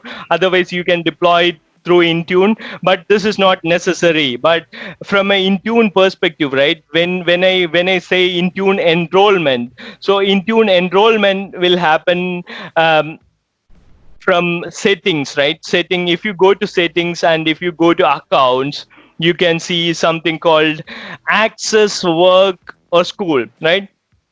So we talked about MDM auto enrollment, right, in that Azure AD settings. So when your device, Windows 10 device, is joined to Azure AD, right, this is my Azure AD join device. So okay, so this is my Azure AD, so it will automatically get enrolled to MDM. So this is that MDM setting, right? So this is basically Intune setting. If I click on this and if I click on info, you can see like the policies get deployed to Intune, and you have an option to sync the Intune policies. If you want to initiate a sync, like manual sync from a SCCM admin perspective, you can do that from here, right? And troubleshooting purpose, you can create reports from here, right? The advanced diagnostic reports from here. And the other the troubleshooting tip which I wanted to give is event log. So that's the biggest change for SCCM admins, right? We don't have Intune logs for MDM component. Let me be clear, for MDM component, if you are using Intune management extension, there are logs available to check Intune management extension activities. But for the MDM component, we don't have logs. We have to use event logs, right? So in event logs, if you go to applications and services and Microsoft, you can see Windows over here, and in Windows you can see something called device. If you go down to device, enterprise diagnostics, right, device management, this is the MDM event log, right, for Intune management. Okay, so you can see I got some CSP errors over here. So this is one tip I wanted to quickly provide before I finish, and I will give you opportunity to ask questions. If you are not speaking, please mute yourself. Okay, so Hi, sir. I will give you I will give you time to ask questions. Give me a sec, please. Okay, so the other option, right? So I talked about Intune management extension and service, right? So this is Microsoft, if I can search it correctly, Microsoft Intune management extension. Okay, so this is a service for that extra agent, lightweight agent, which we talked about. Like if you want to deploy PowerShell script, or if you want to deploy Win32 application. So this is what I wanted to share in this session. If you have any questions, you can ask. I'll keep this open for another probably 20 minutes or so, not 20 minutes, probably 15 minutes or so. Okay, go ahead. Hi, sir. First question is that whenever we add any application in SCCM, we know that where that SCCM, where the application is getting stored in SCCM. The same case for Intune. If we are adding any application in Intune, where that means the file will get stored. And second question is like if you can show little bit in that update ring, Windows update ring, like the service channel option, that will be really helpful. Okay, so I don't know whether you have seen my first slides, Prasad. In that I have mentioned that we are from tomorrow onwards, right? We are having a half an hour session daily, right? 12:30 to I don't know, like what was the time I have shown there. I think it's 12:30 to 1 o'clock. 12:30 to 1. Yeah, 12:30 to 1. Thank you, Jitesh. 12:30 to 1 o'clock India time. Anup, So Anup, Anup, let me complete. sorry Let to me disturb complete. you. Let me Yeah. complete. Let me complete. No question regarding the timing itself. Can you just move ahead of 1 hour if it's possible? Because that after that we are having a meetings and in my that's why. I If you don't can think move ahead. I don't think I can move ahead because I have also conflicts because I am also working. Sorry about that. Uh, Okay. okay, so coming back to your question, right? First question, I can answer that. So there are 2 points over there, right? One is server side and the client side, right? So are you talking about while creating an application in Intune where those source files are getting stored, or Yes. are you okay? So in that scenario, it will be stored in Azure Blob Storage, right? There's something called Azure Storage, Blob Storage. So you don't have to manage it, unlike SCCM. In SCCM, you need to create a folder, or you need to have a file share, or you need to have something else to store those source files, right? But in in SCCM, sorry, in Intune world, but you need to have the source files with you, right? In some file shares, but from a package source perspective, okay, that you don't need to worry, okay. So that is managed by something called Azure Blob Storage. Whenever you create an application, you will have to browse through and you will have to select that MSI file. Then while application creation process, right, it will automatically upload that particular source files to Azure Blob Storage, okay. Okay, and I think that like storage file is like unlimited, I guess, or is there like limit? Means that particular GB only I we don't can think create. I don't think there is a limit. At the moment, we had a great discussion about this in our WhatsApp groups, so with Saurabh and Joy. I think couple of weeks back or 1 month back. Yeah. So I don't think there is any limit. You just need to have uh, subscription. But if you are using the what do you call? I forgot the word. The trial version of Intune, right? Then there is a limit, right? So if you are not using the trial version and if you are having a production version, not production version, production subscription, right, of Intune, and you have proper license, then there is no limit. Okay. Okay, and sir, one more thing I just noticed that, which all the devices enrolled by the Intune, those device only showing in the endpoint means that system endpoint portal, that Intune portal, right?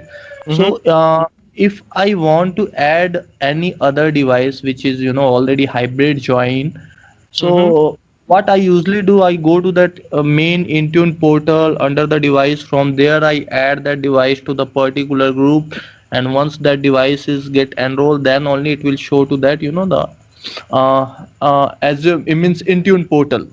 So like in under the Intune portal means my question is that device is not showing in the Intune portal. That's why I have to go to that the Azure portal, and I have to add that device to the certain group. So is this like a known thing, or is there any better way where I can add those device to the without going in Azure portal? I can add those device to the certain group. I didn't understand your scenario, to be honest, because uh, you're talking about you are talking about hybrid Azure AD join scenario, or Uh, yeah, means some of the device means yeah, most of the device is already hybrid AD join, uh-huh. and if I want to add those device to the certain group, so what usually I go to the Azure portal. From there, I choose that device and I add to that group. Until I am not adding those device in that group, those that device will not show in the Intune portal, Intune endpoint portal. So just want I don't know what is the reason for that, but probably Saurabh or somebody else can comment on that. But from my perspective, it is I don't know whether it's related to scoping over here. I don't know what is your configuration over here, right? So if you select some over here, right? So some over here, if you select some instead of all, then you need to select groups over here, right? Then only those devices will be auto enrolled to Intune. Okay, so over here you need to select Azure AD group. So if your organization setting is like that, then probably that is the reason you need to add devices. Add a device to that particular group. Okay. okay, yeah, I can cross check this. Hey, Anup, this is Irfan here. Can I ask a quick question? Yeah, please. Hey, so most of the customers over here, that I'm dealing with has about 300, 400 like application and packages from the SCCM world. Have you come across any type of third-party tool or some kind of a migration tool that I can actually move these applications, from the SCCM world to the Intune world using Win32 or MSI that you mentioned, instead of going through manually? There are a lot of them. Some customers have 300, some customers have actually 500, 700 actual registered applications, CCM side. Based on your experience, I wanted to see if there is any type of tool or something that we can buy instead of doing all this manually. Yeah, that's a great question. I don't know. Like, I will let Saurabh to comment on that, but before that, probably I can give my perspective. So, so basically, this is a very interesting question, and this is the scenario a lot of enterprises are going through right at the moment. But apart from using some graph API, and some PowerShell scripts, I have not seen any particular tools to do this kind of a migration. But I don't know whether anybody else from the community has some other comments or other useful scenarios which can help over here. Or Saurabh, Joy, I don't know who is available now here. Yeah, so that's absolutely correct, sir. I mean, we don't have any third-party tool or Microsoft tool which would help us. I mean, let's just say we have packages and applications in SCCM, and now the plan is, I mean, then again, there would be 2 points to it. Let's just say that you have a device, and right now the device is managed by SCCM, and now you are getting the device managed via Intune. So the first phase would be getting the device co-managed, wherein the device can be managed by SCCM and Intune both at the same point of time. And if the workload for app distribution is still set to SCCM, your app packages which are there in the SCCM console will come down to the device. Now, talking about a scenario wherein, let's just say you are phasing out SCCM and you just want Intune. In that case, obviously, you will have to redeploy those applications from Intune as well, right? Which means that you will have to go to Intune and go to client apps and then upload those packages. So yeah, I mean, as of this moment, there is no third party or Microsoft provided tool that is present which would help you migrate those packages from SCCM to Intune. Now, the packages can't be migrated, but yes, you can make use of something like an graph API wherein you can do this thing manually. So, I mean, do this thing automatically. So the way you'll have to do it is you'll have to store that package file in a location, and then in a PowerShell script or in a Graph API call, you can use a tool called Microsoft Graph Explorer. You can use the RESTful APIs, which will create that policy for you automatically. But I mean, that might be a little complicated. But to answer your question, long story short, there is no third party or Microsoft tool as of this moment which will migrate your app deployments from SCCM to Intune. That is something that we have to do. No, thank you. That's good information, because we actually have a nice big packaging team, and they're pretty, have 10, 15 years of packaging experience. So actually, I can give them a direction or roadmap to use the Graph API tool so they can look into it. Because at this point, you're right, we have been on the co-management for about a year, and we are at this point planning to decommission and get rid of SCC, move ahead completely on the Intune side. But there are almost 400 serious application and packages where these guys have put years of effort in creating those actual complicated applications, and now they don't want to drop the ball on that. But I'll tell them, I'll kind of let them know that they should look into the Graph API and spend some time exploring that area, and maybe we can get a solution. Thanks, appreciate it. Yeah, sure. Sujin Thank here. you. Hi, Anup. I just have a quick question. I have the Azure subscription and Azure AD. So we have been managing only iOS devices in the Intune so far. So moving to Windows 10 devices, we would like to set up the QA environment. In on-prem SCCM, we used to have QA, right? So is it possible to have the tenant subscription created within the production environment, or should we, need to purchase the new license kind of?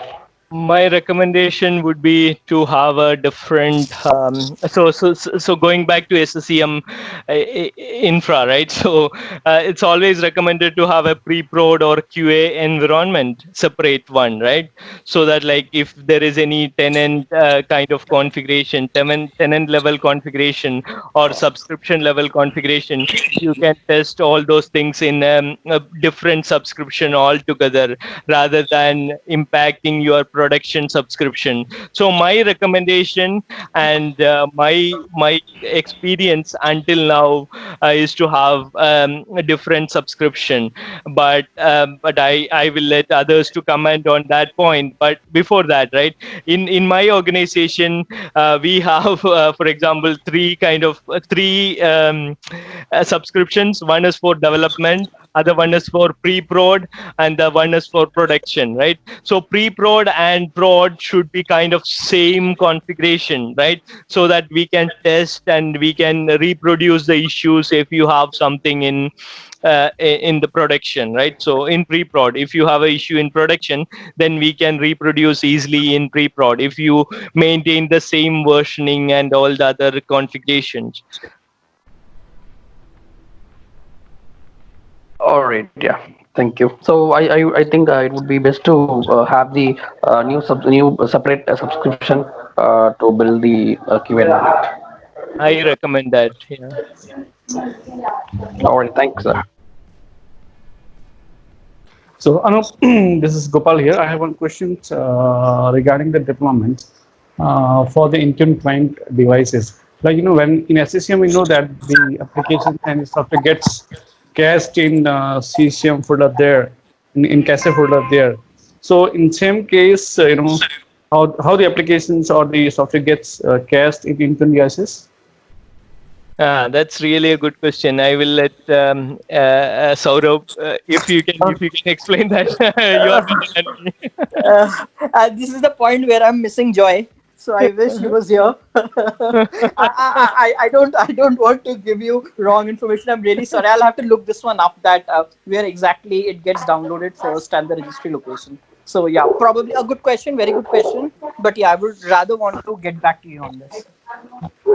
Yeah, like similar way when we have SCCM client logs for content transfer, data transfer, and all those things. Do we have Intune logs as well? Okay, so from log perspective, as Anup sir mentioned, there are only two kind of logs, or rather three kinds of logs in Intune from device end that you can possibly get. One is the MDM diagnostic log, which sir was showing about. The second is the event viewer log, which under device management provider, which he was showing. And the third is the IME log, if you're talking about any Win32 app deployment or a PowerShell script deployment. So these are the only three logs that we can get from a that we can get from a Windows 10 client machine as far as Intune is concerned. But yeah, your question is very valid. I mean, it obviously has to be cached somewhere. It is just that I don't have it at the top of my mind. But yeah, that is something that we can definitely get that information to you.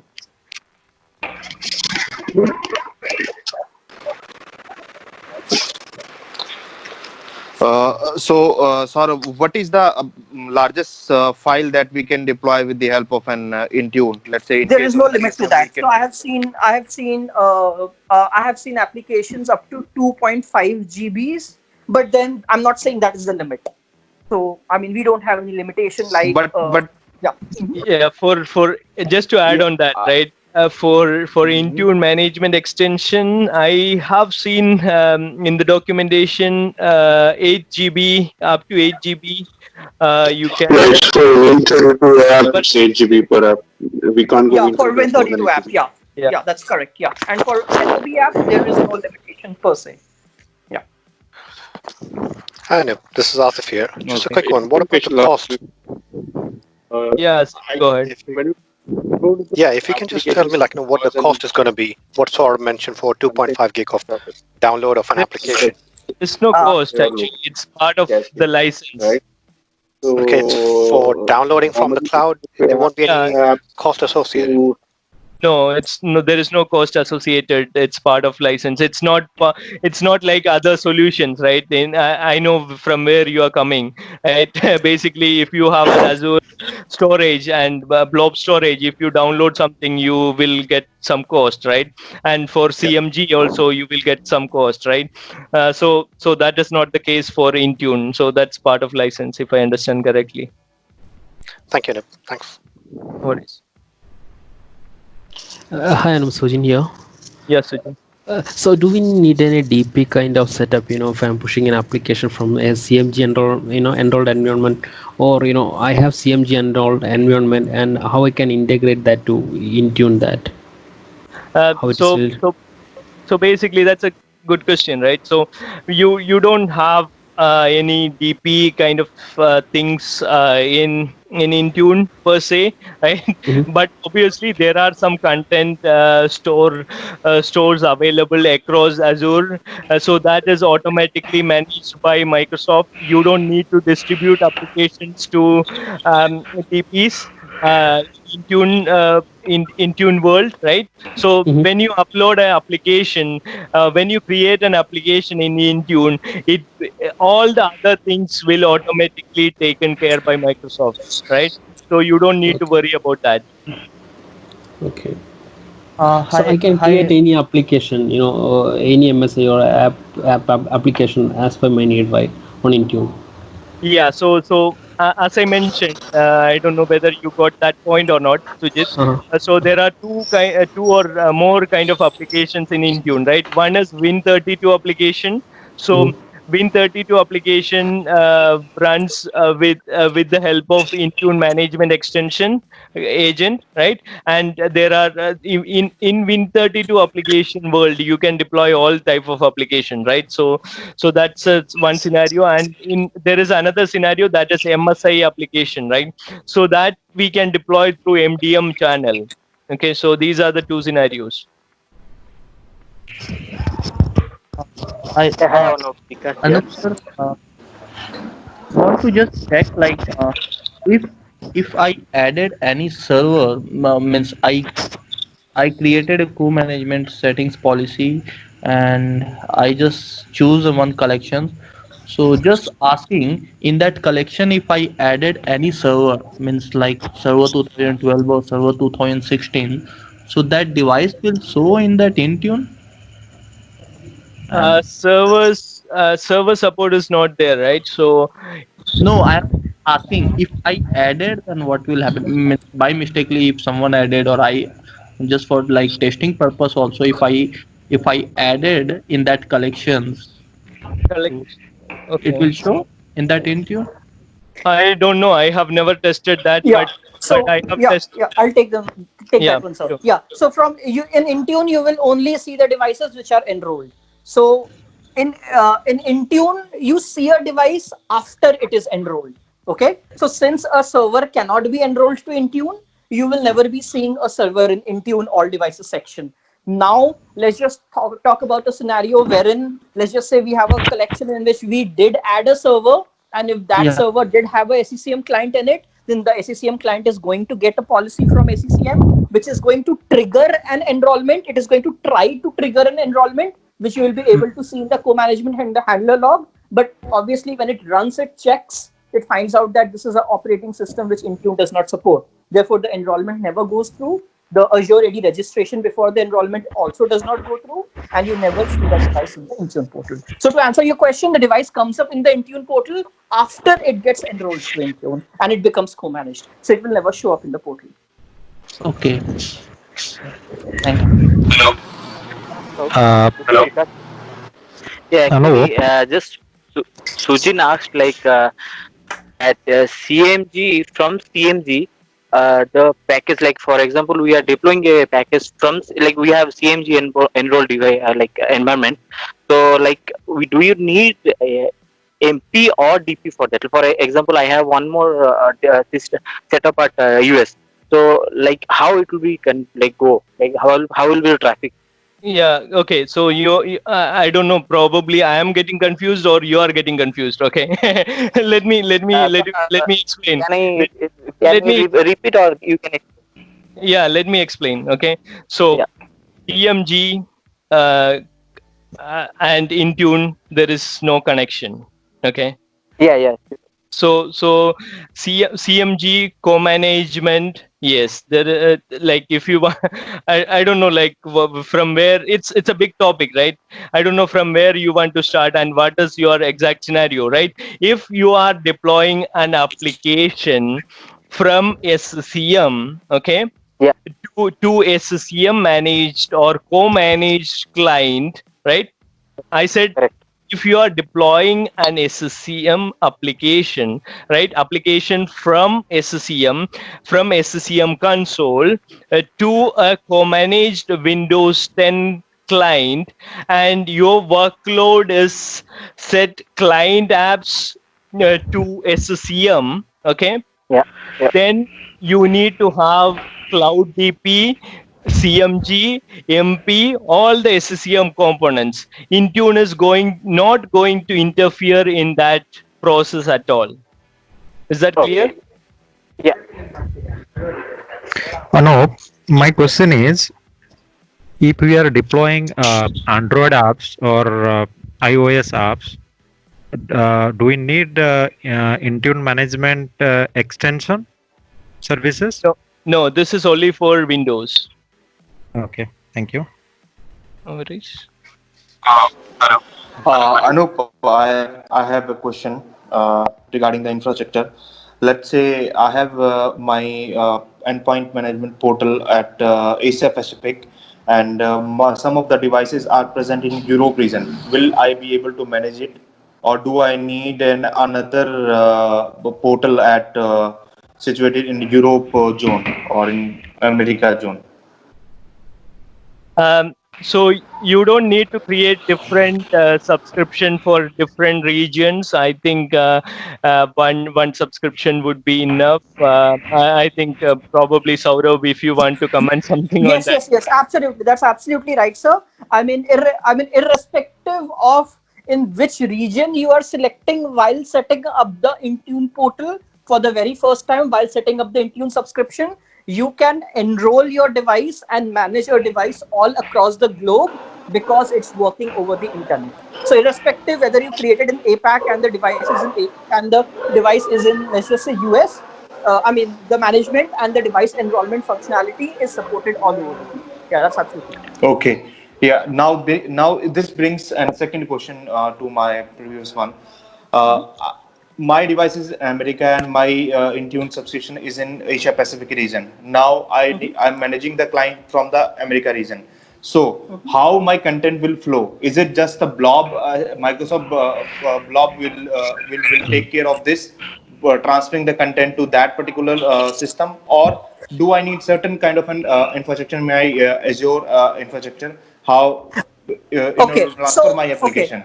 Okay. So first of all, when you are creating a Intune, when you're taking a Intune subscription and when you are creating a tenant, you choose a location. Let's just say that you are choosing a APAC location, which means that, well, obviously, your tenant is what? Your tenant is like a domain, right? So the domain is created on a domain controller, right? So similarly, your tenant resides on a server, right? And that server has to be in a data center, right? So when you are selecting APAC while creating your tenant, that means that the physical location most probably will be in the APAC location.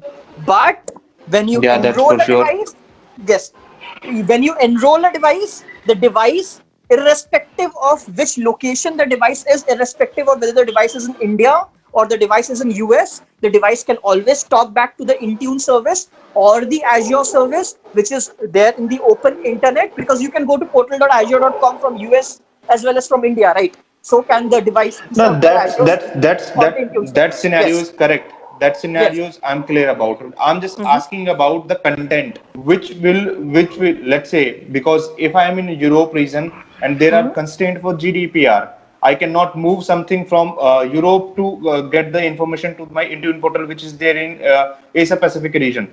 So I'm looking towards the net data flow. How it will be going to manage? Is the Microsoft will going to manage it, or do I need to define something in my No, you don't need Azure to define architecture? anything. This is something that happens all under the hood, and this infrastructure is managed by Microsoft. So all you will need to do at your end is create the Intune create the Intune tenant and just select the location for the very first time and the only time when you're setting it up. Other than that, there is no other, replication or firewall ports or anything that you need to take care of or that you will be able to see. That is something that is managed by Microsoft and working behind the hood. Okay, thank you, Saurav, for that. And probably we can take last Thank two you. questions. Last two questions. If you have any other questions. Okay, no questions. That's great. Sir, one question. So is the reverse is possible? Means if any device is already enrolled with the Intune, after that I want to get back that device from the Intune and again manage to the SCCM, is that possible? That's possible. That is what, like I mentioned, about 2 entry points for co-management, right? So first entry point is if you are an SCCM shop. When I say SCCM shop, it is you already have an SCCM infrastructure, right? And you want to move to Intune slowly, then you can use the first entry point. That is moving some workloads to Intune, right? The other entry point is if you have some scenario, you want to have some I don't know, third-party products which you are using, and that scenario is already moving away with the tenant attached kind of a scenario, right? So, but it's technically possible. Okay. Hey Anup, hi, this is Irfan here. A quick question, totally different topic, different question. I think a week ago, 2 weeks ago, you guys did a Power BI workshop or presentation. I completely missed it. I'm in New Jersey, and your timing wise, I'm over here 7 a.m., 8 a.m. So I think I overslept and couldn't join you guys at all. Is there any way, any chance you guys going to post the actual recording for the Power BI session? Yeah, we are planning to post that as soon as possible, probably tomorrow or day after. Okay, perfect. Yeah, just I wanted to know. So I can probably go back later at night and go through the recording. That'll be very helpful. So Anup, all these recordings you are posted on the same management to the devices on that URL or somewhere else? So if you are part of our community, right, we publish everywhere, right? So if you are part of the Teams channel, we publish over there. If you are part of WhatsApp group, Telegram group, we publish over there. If you are part of Facebook group, we publish over there. So you can get wherever you want, right? Okay, thank you. Yeah, thank you all. So I have one question. Sorry. I have only one question. I was waiting to end it up, so I was waiting for my chance to. If I'm allowed to ask, else I can contact WhatsApp. Yeah, please go ahead. I don't know, is it correct question or not? Just I'm curious about this Intune. So if Intune is allowing machines on enrolling them, or is it picking up the users from Azure AD?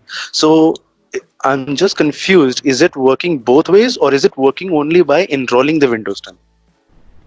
So basically Intune is similar to SCCM, right? So this is device management technology, right? So it's basically for managing the devices, right? So I didn't understand your question. Sorry about that. Probably it's my mistake. But when you say like it's picking up from user, I didn't understand that part. What does that mean? So is it a discovery on user, or is it a discovery over machines? So there is no discovery over here, right? So in Intune world, right, there is no discovery, right? So it's automatically Intune is automatically integrated with Azure AD. For example, there are a couple of ways it will come. So you are worried about like how the devices or users are coming to Azure Active Directory, right? Is that your question? Right. Okay, so there are many ways, right? So if you are a kind of a hybrid customer, right? So if you are trying to move to cloud, then or if you are an Office 365 customer, there are some options like Azure AD Connect, right? That is called AAD Connect. So what that connector will do is basically sync all your users, right? And if if you allow them to sync the password hash of the password, then they will sync that also.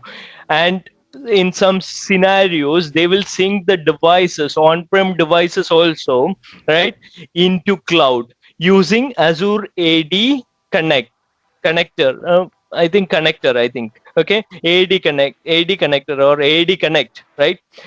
That is a tool.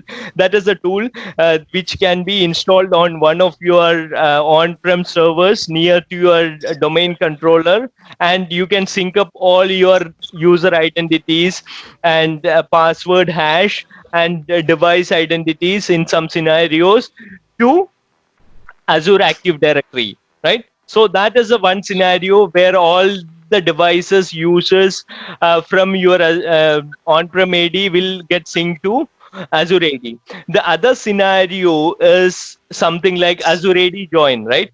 So as I have shown you Azure AD join scenario. So in Azure AD join scenario, you can have autopilot devices, right?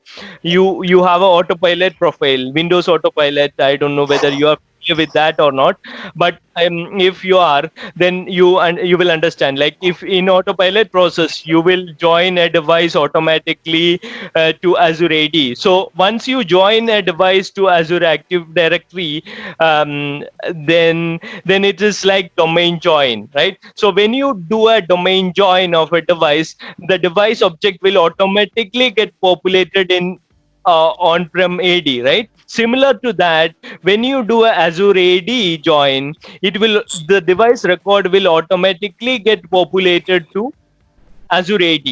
Okay, and the same case for BYO scenarios. In BYO scenario, when you do a Azure AD registration of the device, right, then the device record will automatically get populated to Azure AD or automatically get created in Azure AD. Does that answer your question?